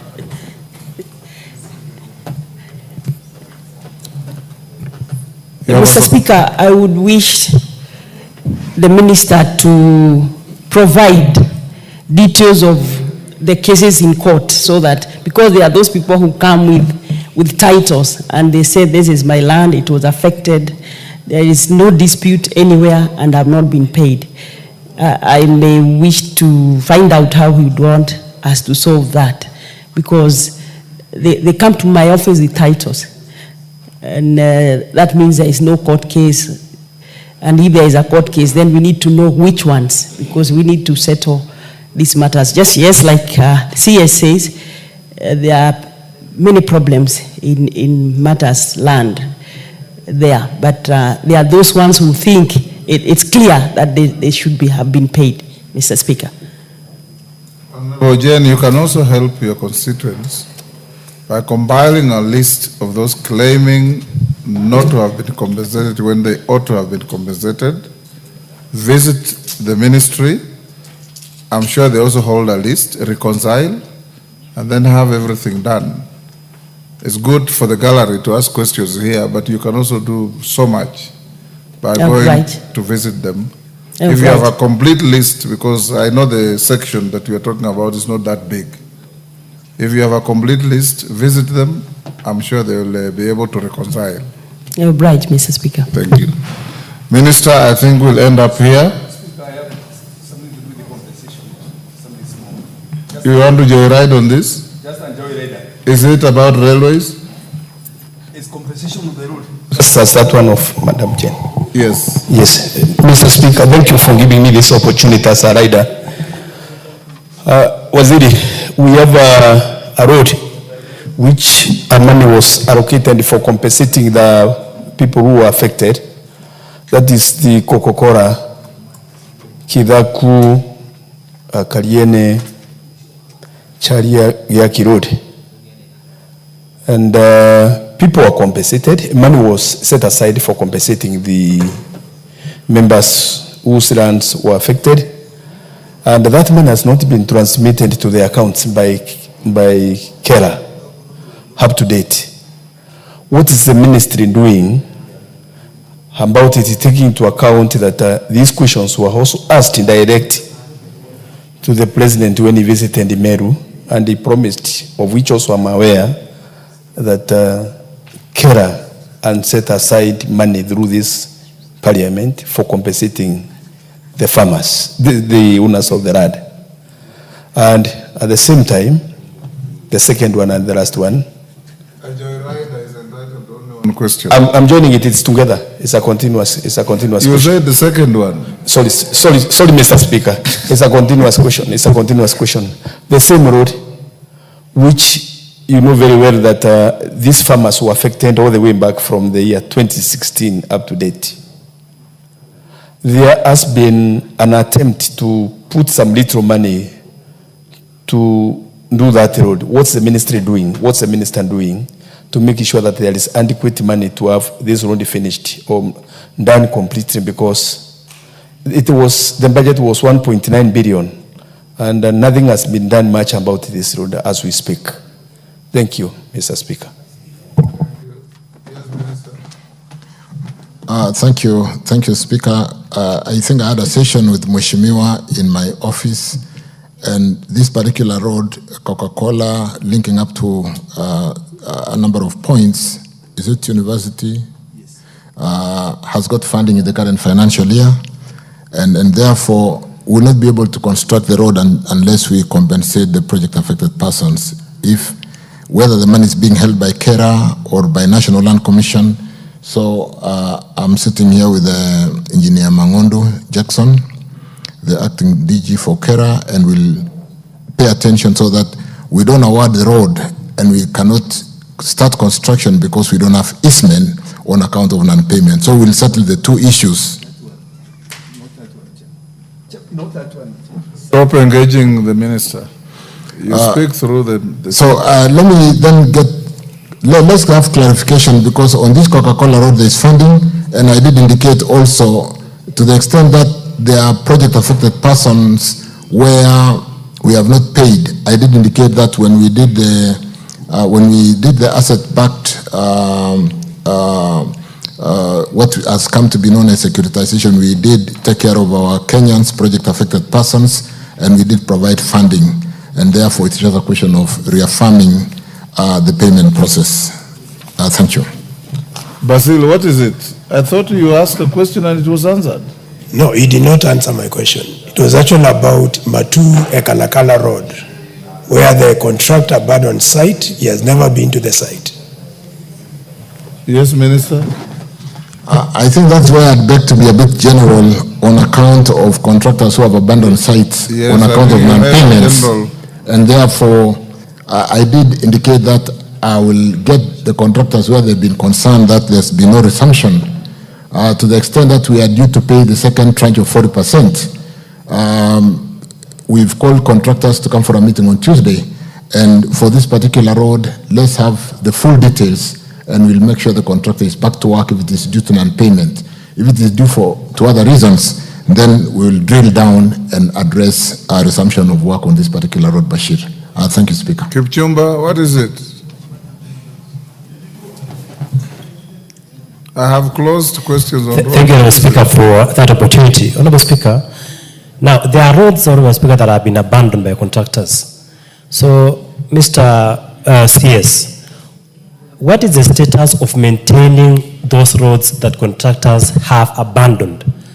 CS, I have a road, Kibat Kapcherop in Marakwet West. I have a road in Chebororwo, Kokwongoi. I have a road in Chepkaitit, Kipkundur, which have been abandoned for almost 3 years. Honourable Speaker, who is supposed to maintain roads that have been abandoned by contractors? Thank you, Honourable Speaker. Minister. Like I said, Honourable Speaker, Honourable Kipchumba, where roads have a contractor, and as they resume, we'll rework and ensure that they do not only continue with the road, but we do maintain what had been constructed. Because sometimes, due to abandonment of the road for several years, even what had been built is already stressed, and therefore we'll need to work on that.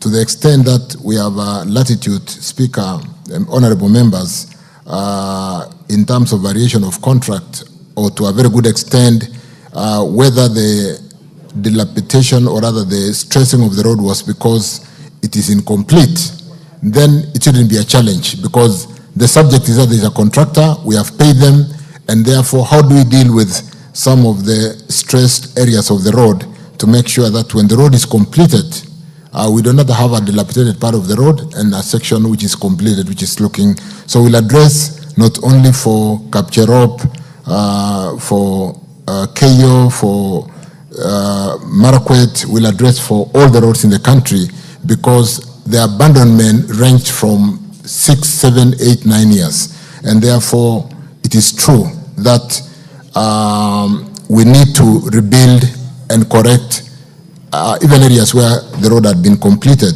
apart from just continuing and completing the rest of the road. So we'll pay attention to all those roads, not just in Keyo or wherever, but in the whole country.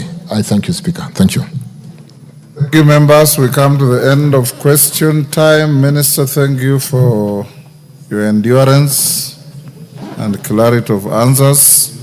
Like I said, members, all of you who have records of stalled roads, the minister has indicated a meeting with all contractors on Tuesday. Drop your lists with the clerk. We will forward them to the minister, and minister thereafter compile that list and send it to the chairman of roads. Stop that Kamkunji and listen. Thereafter, you forward the list through the chairman of roads, whom I'll give an opportunity to table in the House for members to go through, and if they tease out any further questions, we will invite you to answer. You are now released unless you are lawfully held to go back to your office. Thank you, Minister. Next order.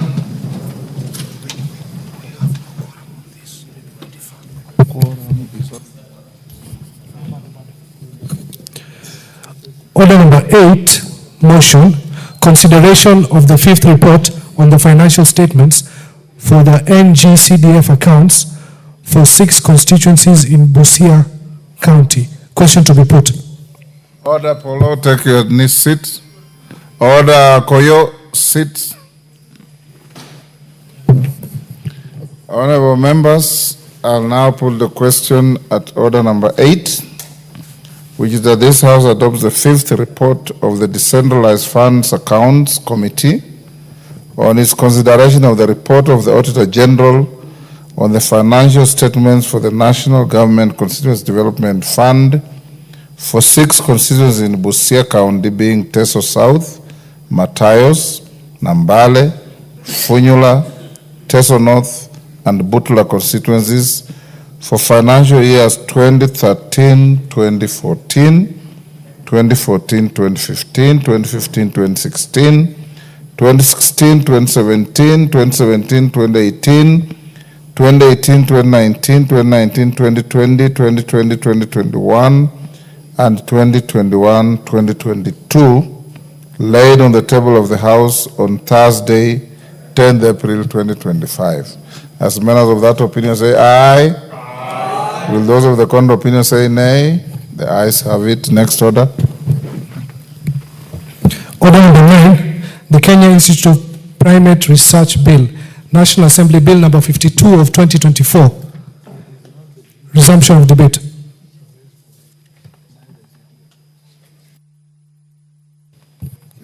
Chairman, Departmental Committee on Health. Thank you, Mr. Speaker. Mr. Speaker, I'd started to move this bill, and Mr. Speaker, the purpose of this bill, Mr. Speaker, is to give a legal framework for the Kenya Institute of Primate Research. Mr. Speaker, this is an institute that actually deals with research on non-human primates. And this is research that includes preclinical research work, biomedical research, and research that translates clinical biological findings into clinical work, known as translational research. Mr. Speaker, this institute has been in existence from as far back as 1958, but it has been operating under a legal notice pursuant to the Science and Technology Innovation Act. Now, Mr. Speaker, we find that this is an institute that does very important work, and therefore there is need to establish it on its own act, give it the appropriate powers, and enable it to grow in area of experimental research in animals. And this research will be broad, Mr. Speaker, including research on the primates themselves, and also research for use in clinical medicine, the production of medicine, testing of medicine, and so on. So this is an extremely important bill, Mr. Speaker, and therefore we need to pass it, and therefore have the institute operate on its own. Mr. Speaker, this institute I've said it's not new, and it has been in existence. In fact, it has even received international recognition. It is recognized by the World Health Organization as a collaborating center. Therefore, this bill will give it the autonomy that will enable it to operate with other international organizations. So it's an institute that we need.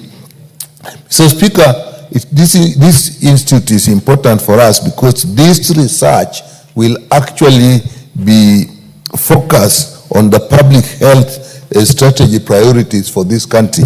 Mr. Speaker, as you know, in the production of medical products, particularly medicines, vaccines, and diagnostics, many times the main stage after the basic science has indicated what can be done with scientific principles, then these are actually tried out in animals.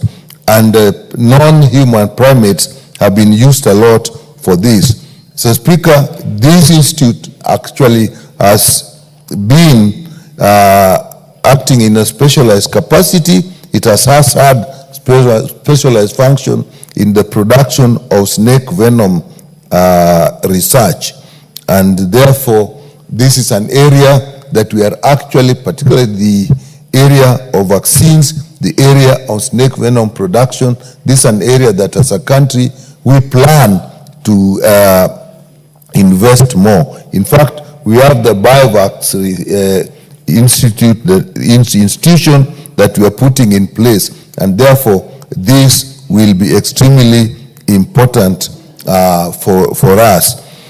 Mr. Speaker, innovation is actually the basis of production of our own products. You know, Mr. Speaker, we depend, like many other African countries, on getting drugs, diagnostics, vaccines that have been produced in other countries or research from other countries. And these products, Mr. Speaker, are very expensive because of the patent laws. And Mr. Speaker, the big difference between branded medicine and the generics is basically that these are patented, and the people who have done heavy research have to recoup their investment, and therefore the products are very expensive. If we can invest in our own research and produce our own medicines, not only for ourselves but even for the region, Mr. Speaker, that will take us a long way. At the same time, it is not only that the medicines will be available to us, but we will also have patents that will actually earn royalties to the people involved, and the institutions that are able to do that do actually attract a lot of funding from overseas and other stakeholders. Mr. Speaker, in this bill, we are proposing that we are not only going to have research in this institution, but it will also be a training area. A training center is also provided for in this bill, and this will be a very specialized training area. Mr. Speaker, there's been some thoughts that probably it will do what Cambridge is doing. This will actually be very different. Cambridge is purely clinical, but this is actually a lot of basic research. So there's a clinical element in it, but it's also research. If you are doing research on animals, it is important that the future of those animals, the well-being of those animals, their biological integrity and survival is taken into consideration. So that will also will be covered in this.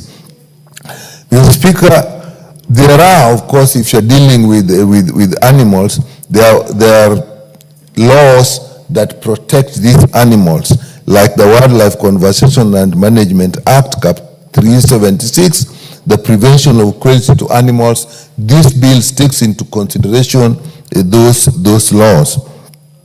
Mr. Speaker, this will involve very many institutions, and there has been, Mr. Speaker, stakeholder considerations, and a lot of comments have been received from institutions, including the Ministry of Health, State Department of Public Health, Ministry of Agriculture, the National Innovation Agency, International Livestock Research Institute, Kenya Medical Research Institute. Even the Attorney General Office has put a lot of advice because there is need to see how this links. The Kenya Law Reform has advised, the Institute itself has started to link with that. So, Mr. Speaker, this bill is really important, and I'll just make a few statements to demonstrate how this act meets the objective of 1, improving research, 2, protecting the animals, 3, looking at standards, 3, linking with international organizations. So, Mr. Speaker, clause 5 or part 2 establishes the institute together with all its structures. Part 3 establishes the scientific and ethics review unit. Ethics is extremely important whether you are dealing with research in animals or human beings. And clause 29 establishes research structures with standards and procedures of conducting research, which must be of international standards. And clause 30 deals with collection and storage of biological materials. Mr. Speaker, if we have biological materials, they are stored, they are an asset in research, but they are also a danger, so they have to be very well laid down so that it does not become, we have biosafety problems. So, and we actually have a research bank. Mr. Speaker, a research bank is important because a lot of information is available, and if it is scattered, then researchers that actually can translate it into innovation and products can't receive it. So this clause 31 deals with that. And then part 4 deals with it provides for certification of animal care and use programs. People will put up programs, people will put up institutions that may also want to do research or use animals in research. This must be regulated, and this will do that. And part 5 is dealing with the training as indicated. And as part 4, as I said, there is intellectual property protection that we will need so that we provide for patent application processes, recognition of sponsors and researchers, and their property rights in those ventures. The bill also provides for commercialization of ideas and products, and the provision is made under this. And as indicated, this country is moving. We have a Biovax Institute, and therefore, if you're moving in that, we need a lot of legal protection. Clause 44 provides that, and clause 52 mandates the Cabinet Secretary in consultation with the board to make regulations. And Mr. Speaker, as I come to the end, I really would appeal to members of this House to actually support this. It will be a very big and important move in this country towards production of our own health products, and not only for our own use, but for export, and will definitely generate revenue from that. With that, Mr. Speaker, I beg to move, and I ask Honorable Sunkuli to second. Very well. I can see many Daktaris in the House, and they are also on my list. But Honorable Sunkuli, you are the second. Proceed.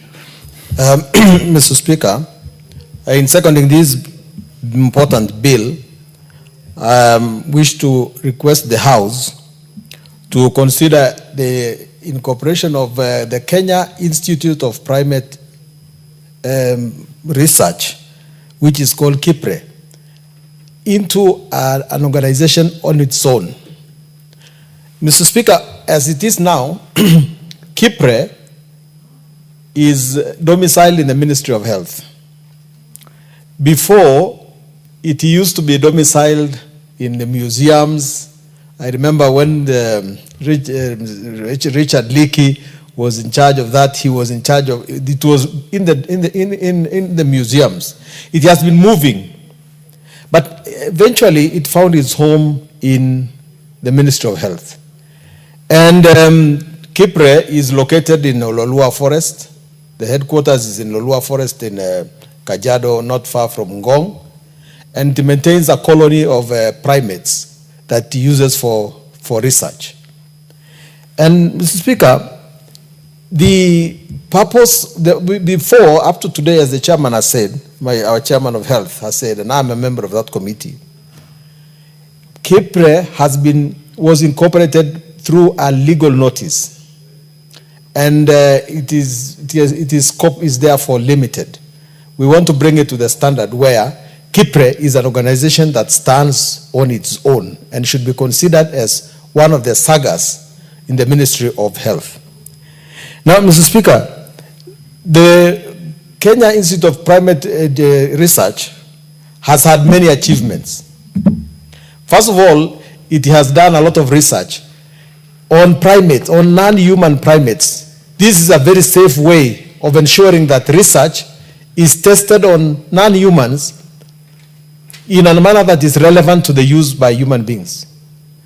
So it has been achieving this because it has that strong colony and it has very high level researchers within it.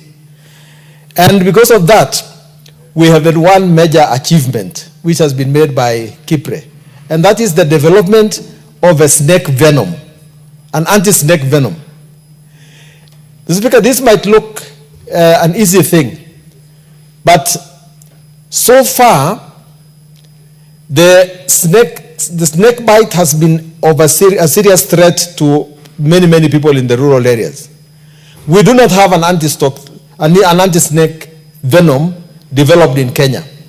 There are some anti-snake venoms developed in India, but snakes are different, and anti-snake venoms are also expensive. But Kipre has developed an anti-snake venom, which is our own. And in our last meeting in Geneva, during the World Health Assembly, and I was present there, Kenya was the leader in terms of displaying innovation. And this innovation was displayed by no other organization than Kipre. So, together with other African countries, but principally the Gambia, which seconded us very much, we displayed this anti-snake venom in Geneva. And I can assure you that that put our name very, very high. There are many other innovations that are going on in Kipre right now. And one of the targets, of course, is to ensure that they develop more knowledge on zoonotic diseases, meaning diseases that are transferable from animals to human beings. This Kipre has been very, very effective in performing.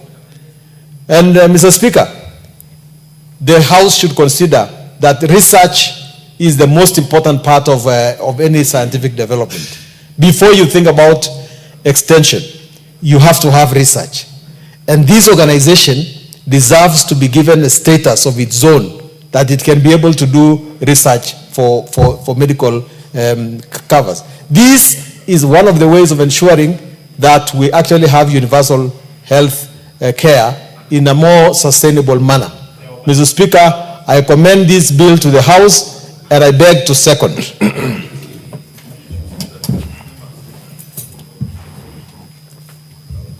I propose a question.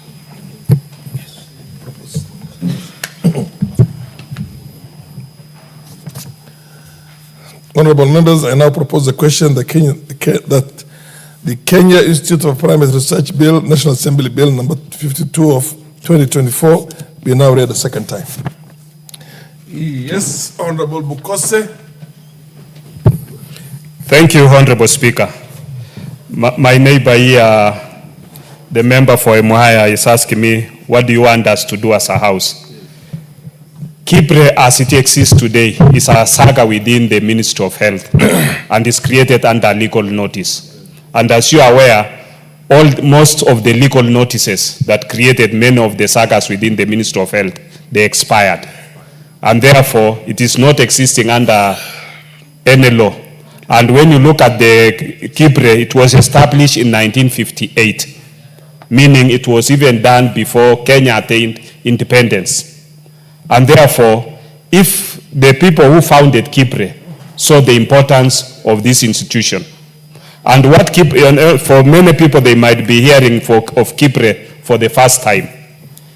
Kibre, Kenya Institute of Primate Research, it does research. You know, all of us are primates. We begin with saying all of us are human, we are living things. Living things are divided into animals and plants. Now the animals, you have ferias, you have primates. Human beings, we are primates. But the closest relatives are the monkeys, the baboons. Those are now the non-human primates.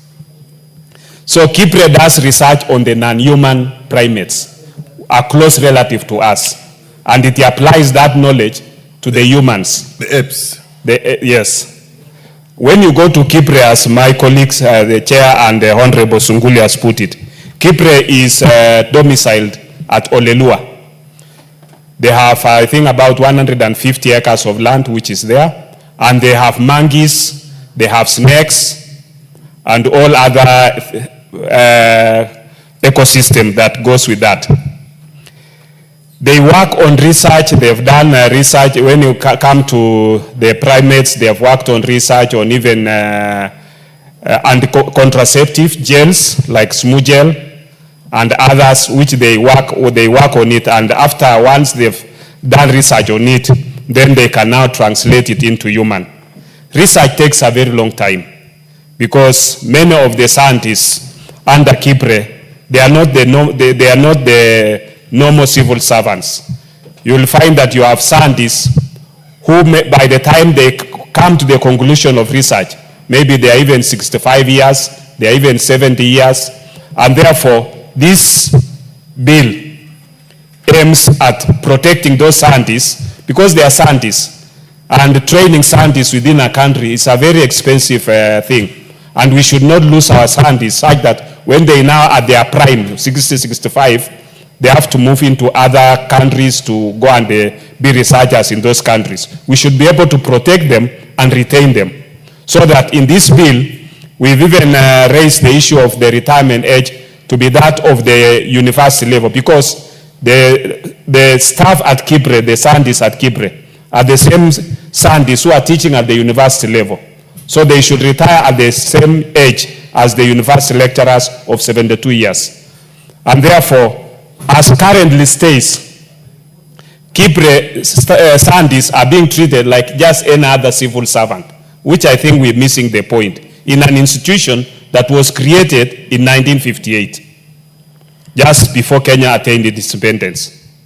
And as my colleague puts it, you know, you might ask yourself, the Kibre now is developing anti-snake venom. You might ask yourself, we already have anti-snake venoms within our country. Those are brought from India, and the efficacy is around almost 60 to 70%.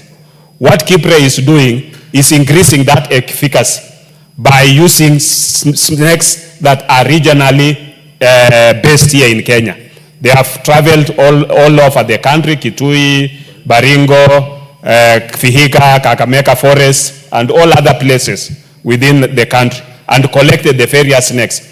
If you visit Kibre, you'll be able to be shown those snakes. They have extracted the venom from those snakes.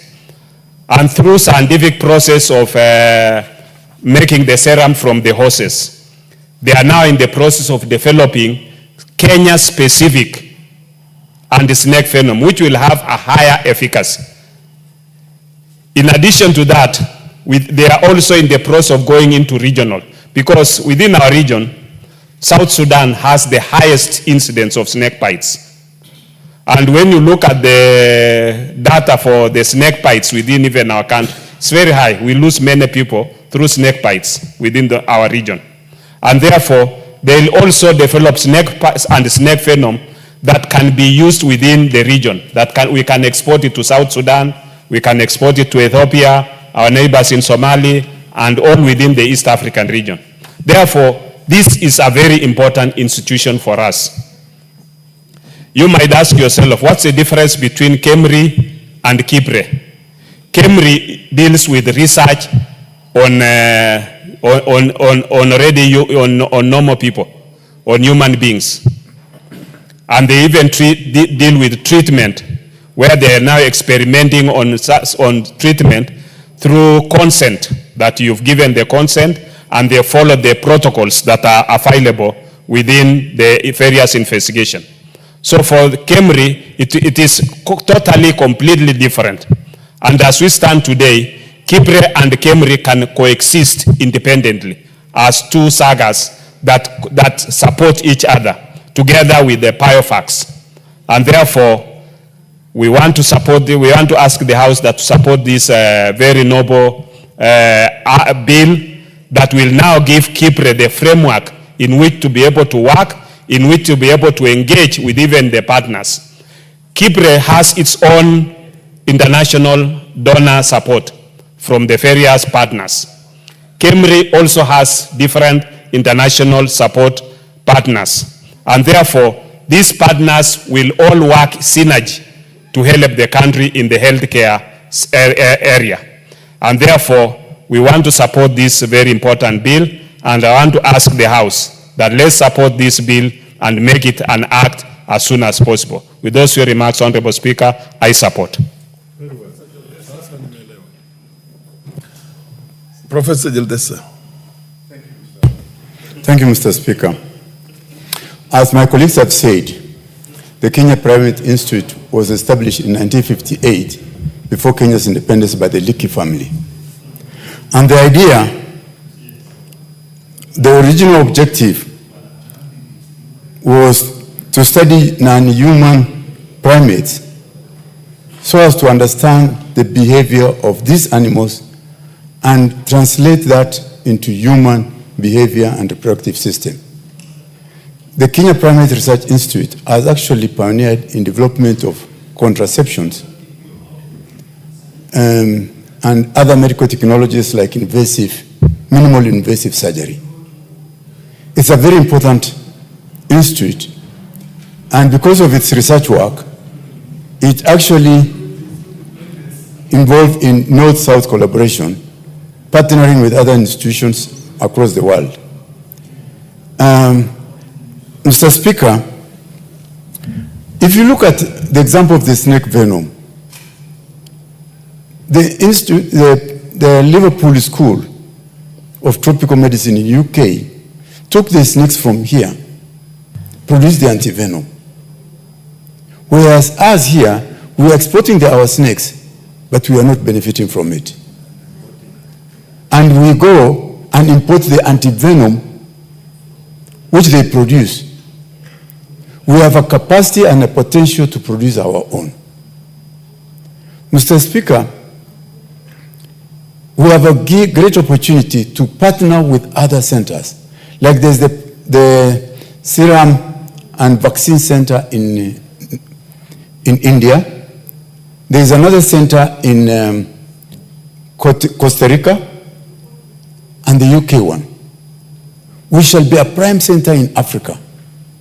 Actually, this center, that institute, if nurtured, can produce the best materials for both learning, teaching, and export for this region. It cannot be existing under the legal notice, which can be revoked anytime by the cabinet minister. It's for that reason that the health committee felt that it must be established under an act of parliament, giving it security of tenure, and having the security of tenure, it will be stable and be able to do the work that it is meant to do. With those few remarks, Mr. Speaker, I support that, and I beg the House to support the committee decision in establishing or enacting this thing in the Center Primate Research Institute and the Parliament Act of Parliament. Thank you, Mr. Speaker. From the look of things, there doesn't seem to be a lot of interest. The Honorable MP for Emuhaya, Omboko. Thank you, Honorable Speaker. Indeed, like one of the authorities from the health department and did speak on this, many people and many Kenyans may hear about Kipre for the first time. And given that Kipre itself was domiciled in the museums under Leakey during the days of Leakey, it means that it's an institute, though all established in 1958, was regarded as only for historical purposes, and possibly that's why originally it was domiciled under museums. And possibly the hangover of association of primates with history and things to do with museums made it the people, the authorities that were there, to domicile the same at the museums. But like very well moved by Daktari, that this is an institution that is actually doing research. And it's dealing with primates who are very close relatives of humans. And it's believed that everything that happens within the primates is likely to affect the humans. And currently there are many diseases that cut across between the primates and the humans. The great fear story and tells that even the HIV/AIDS was a primates-related disease, which later got to humans. I think this is a business that Kipre should be dealing with very, very clinically. And now we have the modern diseases like COVID, which we suffered, and we don't know if it's also affecting the primates. And therefore, it's an important institution given that background. I also would wish to indicate that having domiciled this Kipre, Point of information. maybe you'll inform me later. Not now. But at the end here, I will want to hear from him because he is a senior in this area. Now, having domiciled this thing in the Ministry of Health and Kipre operating at a level of a legal notice or legal notice, that's a very low level of law. Because I know in the hierarchy of law, we would then have a regulation which is even much better. But then the acts would be better. So if we are elevating it to the level of an act, that would be strong. It wouldn't fix it in the operations and make it independent to operate in its own structure.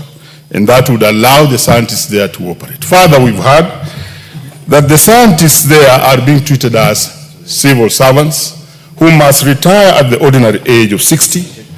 And we know that researchers, scientists, special researchers, actually realize their acme and apogee as age goes. That apogee is likely to be realized at the age of 65 going to 70. And therefore they are proposing that we allow them to retire the same age as the university lecturers and other people in the field of research and teaching. And therefore, this is a good law. In the third reading, we should be able to look at the other clauses that concern how it has been made in terms of who will lead it, number of staffs, and every other thing in the structure, so that we can compete to make the law strong moving forward. And therefore, Honorable Speaker, I want to support this bill so that Kipre may stand alone and do work that will help not only in the snow snake venom development, but also Do you still wish to be to informed do a test. Do you still wish to be informed by Professor? Because once you conclude, then he cannot be on a point of information. Let me be informed. Yes, proceed, Bukosi. And what's your point of information? Thank you, Honorable Speaker. Honorable Speaker, you know, Honorable Omboko Milemba said he doesn't know whether Kipre was involved even in the management of COVID. What I wanted to inform him is that in the investigation for COVID, Kipre is actually a key partner. And even today, in any viral investigations, they have the equipment and the knowledge and the capacity to do any investigation of any hemorrhagic diseases. Great. Fair enough. Continue, conclude now. Great, that is very positive, and that's what I wanted to hear. That enhances our capacities and the capacities of those who are listening to us. I believe KIPRE is operating as, when we have what was called experiments in teaching, we always have the other experiment that tests this other one. So KEMRI would be doing on humans, and KIPRE would be doing the test experiment. And therefore, I think this is a very good law, and therefore I support. From the look of things, there doesn't seem to be a lot of interest beyond. You can ask the chair to reply. Beyond that, I now call upon the chair to reply. Mikal, Professor. Thank you, Mr. Speaker. Let me start by appreciating and thanking my colleagues for the contributions they have made. Emphasis has been made on important areas like the issue of zoonotics. Those are, we have to then, when we're going to come to the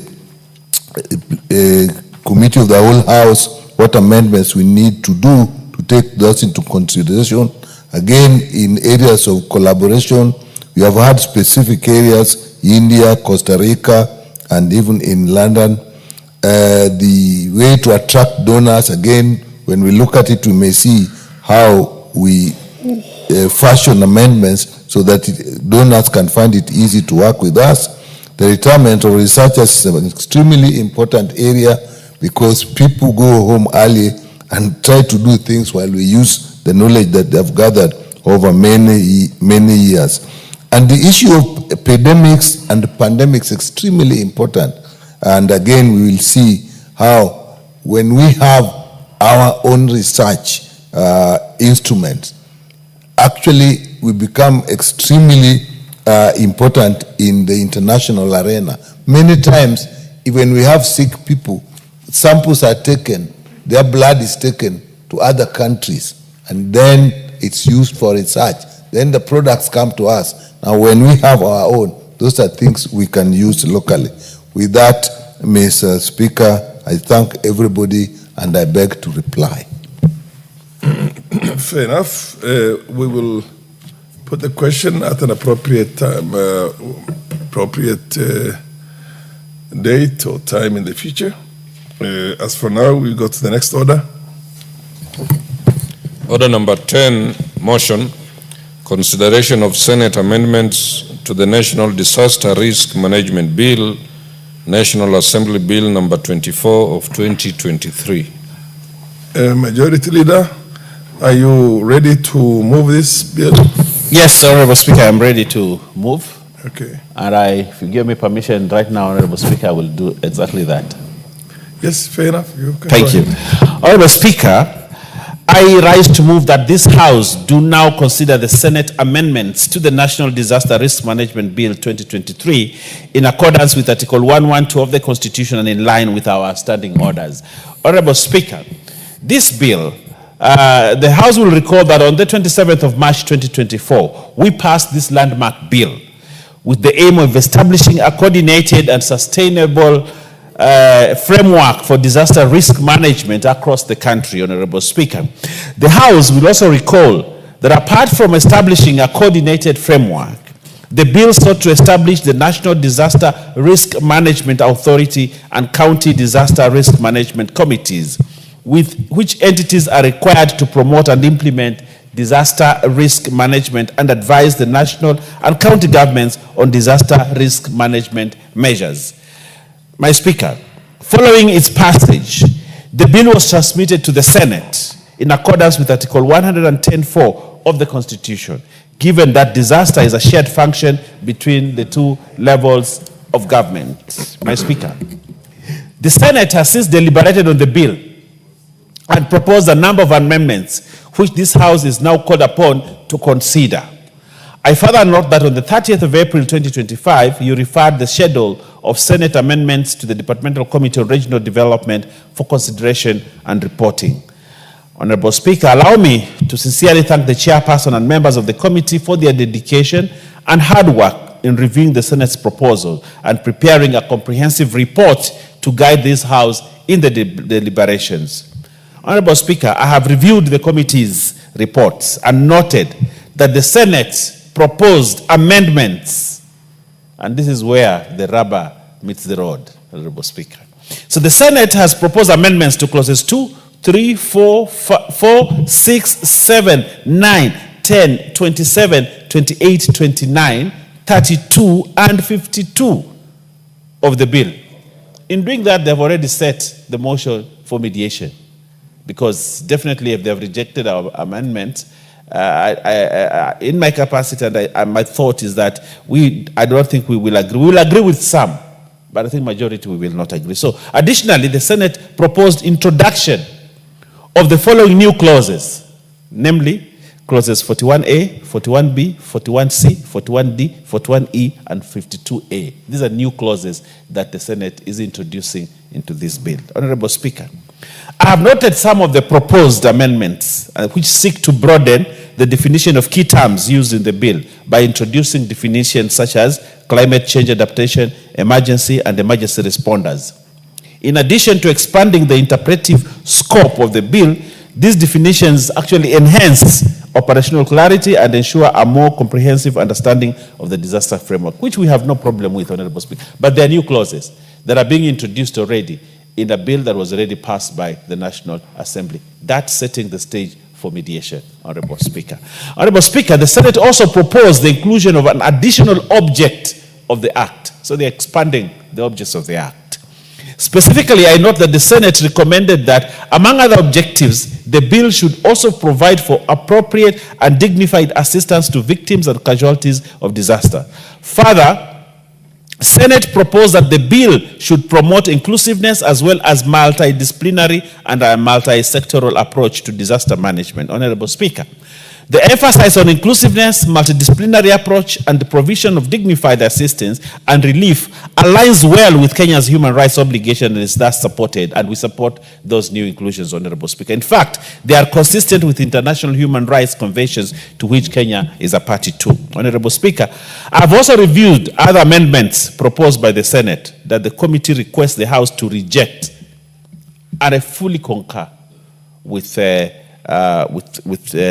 committee, Honorable Speaker. So the committee has requested the House to reject the Senate amendments to Clause 6, Clause 7, Clause 27, Clause 29, new clauses 41A, 41B, 41C, 41D, and 41E, and Clause 52, and new Clause 52A, Honorable Speaker. The committee has given valid reasons why we should reject this, and I strongly advocate that this House rejects these new amendments and the proposals that have been made by the Senate, Honorable Speaker. If you go to the report and to the body of the report, you will see concisely why the committee has said we reject this. The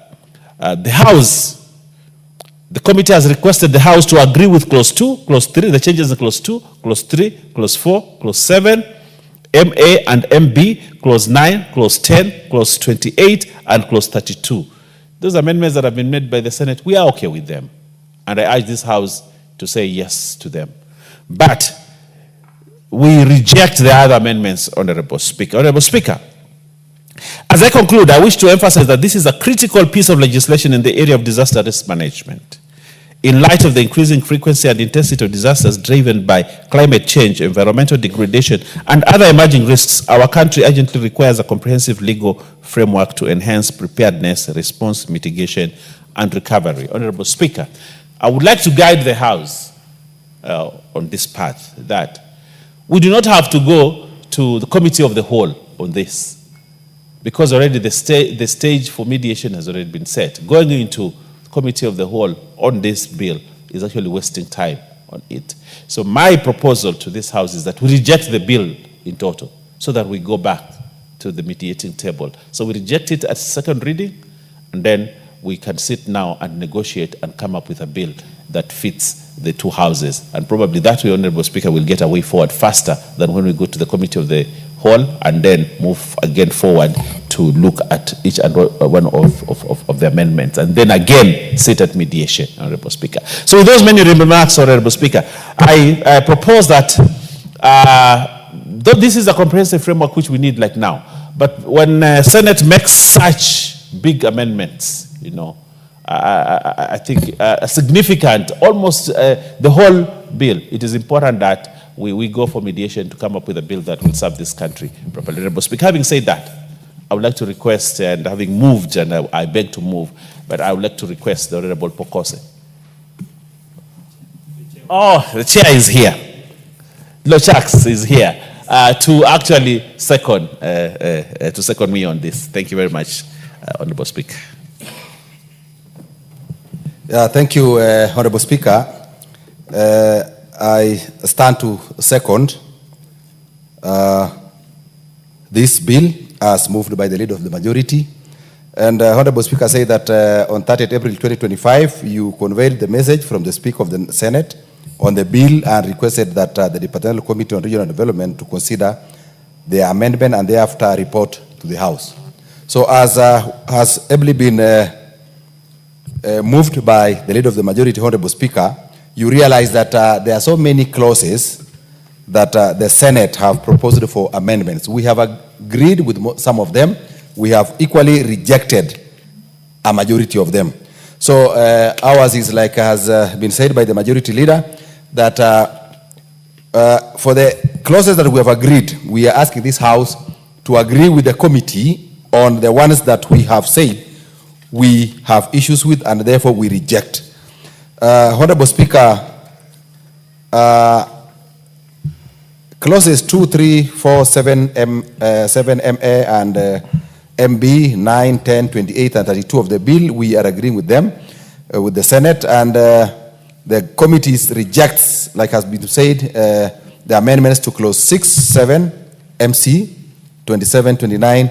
They have also introduced new clauses which we are not agreeing with. That is clause 41, A, 41B, 41C, 41D, 41E, 52, and a new clause 52A. Now, Honorable Speaker, I stand to second what has been moved and appreciate the committee, the leader of majority, and the members, as well as your office, the Speaker and the Clerk, for giving us support, both technical and logistical, in the consideration of this bill. So therefore, Honorable Speaker, I stand to second this bill. Thank you. Fair enough. I will now propose the question. I now propose the question that the Senate amendments to the National Disaster Risk Management Bill, National Assembly Bill number 24 of 2023, be now considered. Yes, Honorable Bukose.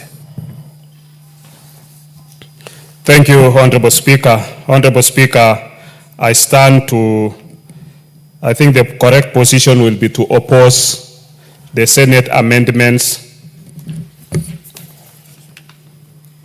The Senate amendments to the National Disaster Risk Management Bill, National Assembly Bill number 24 of 2023. Honorable Speaker, as ably put by the majority leader in moving and also the chair of the committee, you find that this means that this bill is now going to go into mediation so that consensus can be reached, so that a mediation committee can be formed with members from the National Assembly and also members from the Senate. And then this, what the committee has agreed on and what the Senate had proposed can now be put into consideration, debated, and where there is a give and take, and this is not a new phenomenon, it's provided under our standing orders. And even for some of us who are in the budget committee, we had a mediation committee together with the Senate and came up with an agreement on how much was given in the division of revenue bill to the counties. So this is something that can be negotiated, and once they have negotiated and agreed on the various amendments that have come from the Senate and also the position of the committee, then at that level we can now be able as a House to agree on the bill. This is a bill, Honorable Speaker, that has really stayed, because when you look at the bill since 2024, and I think many bills have been going to the Senate and it takes so long. We even I had a bill on the Kenya Drugs Authority, which has really taken long in the Senate, and it should be able to be fast-tracked so that we can have maturity level 3 for our country, and this is a requirement for WHO for us as a country to do drug manufacturing and even vaccine manufacturing. So I think this is something that is a very key, because matters of disaster are both shared are both functions of the national government and the county governments, and we should have a county team in place as early as possible and a national team in place as early as possible. With those few remarks, Honorable Speaker, I oppose the bill. There doesn't seem to be a lot of interest in this. I will. The Honorable, proceed. That is Honorable who? Malio. Yes, Speaker. Give him the mic.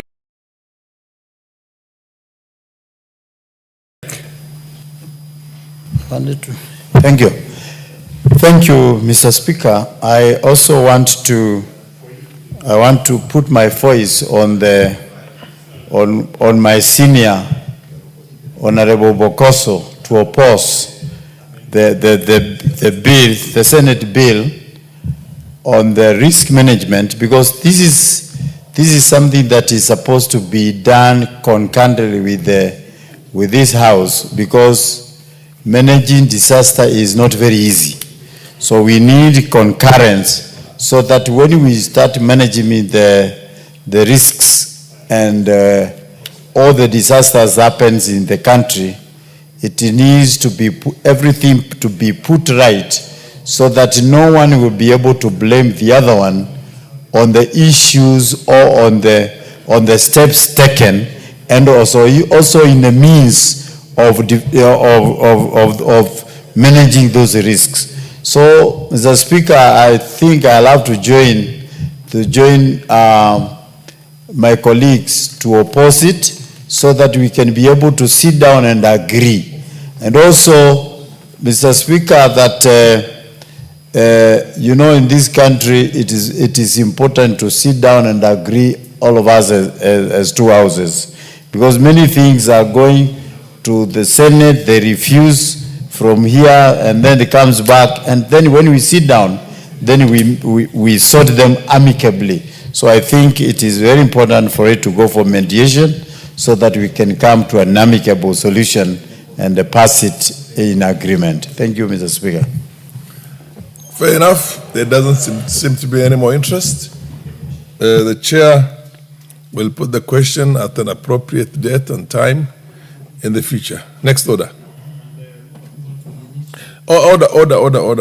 Honorable, the mover to reply. Proceed, the majority leader.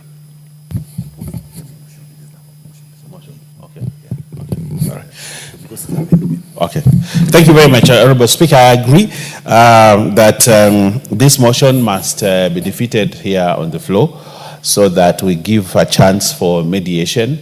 Like I said, Honorable Speaker, in reply, that we need this bill as a country. But because Senate has done what it has done, then I think it is important that we allow the democratic processes enshrined in our Constitution to take place, so that we come up with a bill. So, Honorable Speaker, I thank the speakers, I thank the committee, I thank everybody that's participated in this bill, and say that we have an opportunity to go into mediation, and therefore we, as this House, oppose this motion on the Senate amendments to the disaster management bill. I thank you, Honorable Speaker. I beg to reply. I beg to reply. Fair enough. As I put it, the question will be put at an appropriate time in the future. In the meantime, we go to the next. The next order, incidentally, is the Committee of the Whole House of the same order number 10. So order number 11 does not arise. So let's go to order number 12. Order number 12, the Election Offences Amendment number 2 Bill, Senate Bill number 28 of 2024. Leader Majority, are you ready to move? Honorable, know that there is no interest. Yes. Thank you. Now that there is no interest on this bill. Yes. Honorable Speaker, I request that you allow us to reply on this one so that... Which one? Order number 12? Yes. No, because I moved this... Resumption of the debate adjourned on... this has already been moved before. Yes, so apparently there's no interest. And there's no interest? There's no interest. We reply.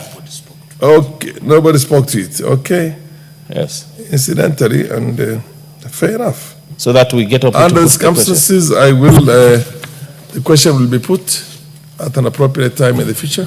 So I can reply? You can proceed and reply, yes. Okay, thank you, Honorable Speaker. I want to reply on this. This is a very important, in reply, Honorable Speaker, this is a very important bill. An important bill that criminalizes certain offenses in election offenses. We are very clear, Honorable Speaker, in the past elections we had issues on criminal activities around elections, and therefore we felt that elections are not really fair and just, and we want to bring in justice in electoral processes, Honorable Speaker. That has been a clarion call for Kenyans for many years. Justice in an electoral process. Electoral justice. Free and fairness. Free and fair elections, and also to infuse in a new word, electoral justice. There are very many malpractices. This bill, which emanates from the NATCO or discussion of the NATCO report, was first tabled in Senate. And we have an opportunity as the National Assembly now to debate it. And we have done that, and now we want to put the question and look at the Committee of the Whole, Honorable Speaker. And therefore, I want to say we are at that level where we are almost approaching 2027, Honorable Speaker. And we want to have sanity in election. And therefore, all those malpractices that people used to take for granted have now been criminalized in this law. Have not been criminalized in this law, and including delaying of announcing of results by the electoral body. It is an offense. Those staff of IEBC, they will find that now it is an offense for you to delay results, or not to announce results, or to tamper with the results, or to do anything that jeopardizes the results of an election. It is an electoral offense. And candidates who go out there to smear other people's names and to say false things about other candidates, including declaring that a candidate has withdrawn, it is an electoral offense in this new law, Honorable Speaker. So we want to put all those offenders, electoral offenders, on notice that at the passage of this bill, Honorable Speaker, it will have consequences and ramifications of those that have been taking elections for granted and do the things that they want to do, including tearing up other opponents' posters. Honorable Speaker. Yes. So Honorable Speaker, including posting on social media and digital platform things that are untrue about another candidate, or passing wrong information about other candidates and other political parties on digital platforms or by speech or by any other thing. Honorable Speaker, it is now criminal offense in this law. And therefore, Honorable Speaker, it is important that we hasten and pass this law so that we can safeguard the integrity of our elections and the integrity of how elections are conducted and processes in this country. Honorable Speaker, I reply. I hope that also includes TikTok. Because many American states have actually banned TikTok. Because then, although they can be offenses, they can be criminal, or rather offenses committed, but it's a question of who is committing the offenses. That person can be out of your jurisdiction. Social media right now allows somebody to address Kenya when he's in Costa Rica, or she's in Guatemala, or anywhere else in the world. So then that criminality itself you can never be brought to justice. Anyway, now that there is no more interest and you have already replied, I will direct that this question be put at an appropriate time and date in the future. Next order. Motion Order number 13, motion, consideration of report of the examination of financial statements of selected state corporations. Is the chairperson of Public Investments Committee on Commercial Affairs and Energy in the House to move this, or even a member of the committee? Fair enough. Under the circumstances, this order is deferred to an appropriate date in the future when the chairperson is in the House and is able to move. Next order. Order number 14, motion, consideration of second report of the status of implementation of the Constitution. Is the chairperson of the Committee on Constitutional Implementation Oversight Committee, is he in the House, or a member, or the Vice Chair to move this motion? In view of the fact that the chairperson is not in the House, I direct that this be put on the order paper at an appropriate date in the future for the chairperson to be able to move, or a member of the committee to be able to move that. Next order.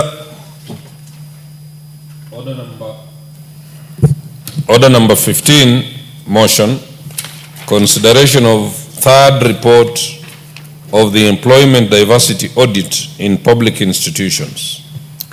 Is the chairperson of the Committee on National Cohesion and Equal Opportunity in the House? That must be Adan of Mandera, am I right? Or is it? Yeah, or you are in there. You're ready to move this?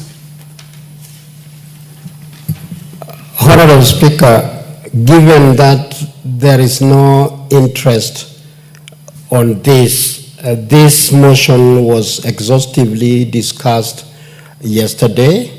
I would want to request to reply. I don't know whether I have any other member. Fair enough. This has been moved and it has been exhaustively debated. This was a resumption of the debate of yesterday. So there being no further interest from members, I direct that you reply. Honorable Speaker, this is a very important report, a report that highlights some of the inequalities in employment across the government departments. Yesterday, the only issue that was raised was about the terminology challenging in the report, that for Moi Teaching and Referral Hospital, there are 66% employees who are from one tribe. And honorable members were questioning whether there is an ethnic group called Kalenjin. In our reply, Honorable Speaker, we as a committee don't manufacture things. Yesterday, when we went back into the report, we found that according to the National Bureau of Statistics, the Kalenjin as an ethnic group is well engraved in their data. And for that reason, Honorable Speaker, the committee does not change some of the things that already exist in the report. Thank you. I beg to reply. You beg to reply. Fair enough. Honorable members, question will be put on this motion at an appropriate date. I direct that this be placed on the order paper at an appropriate date in the future for the question to be put. Honorable members,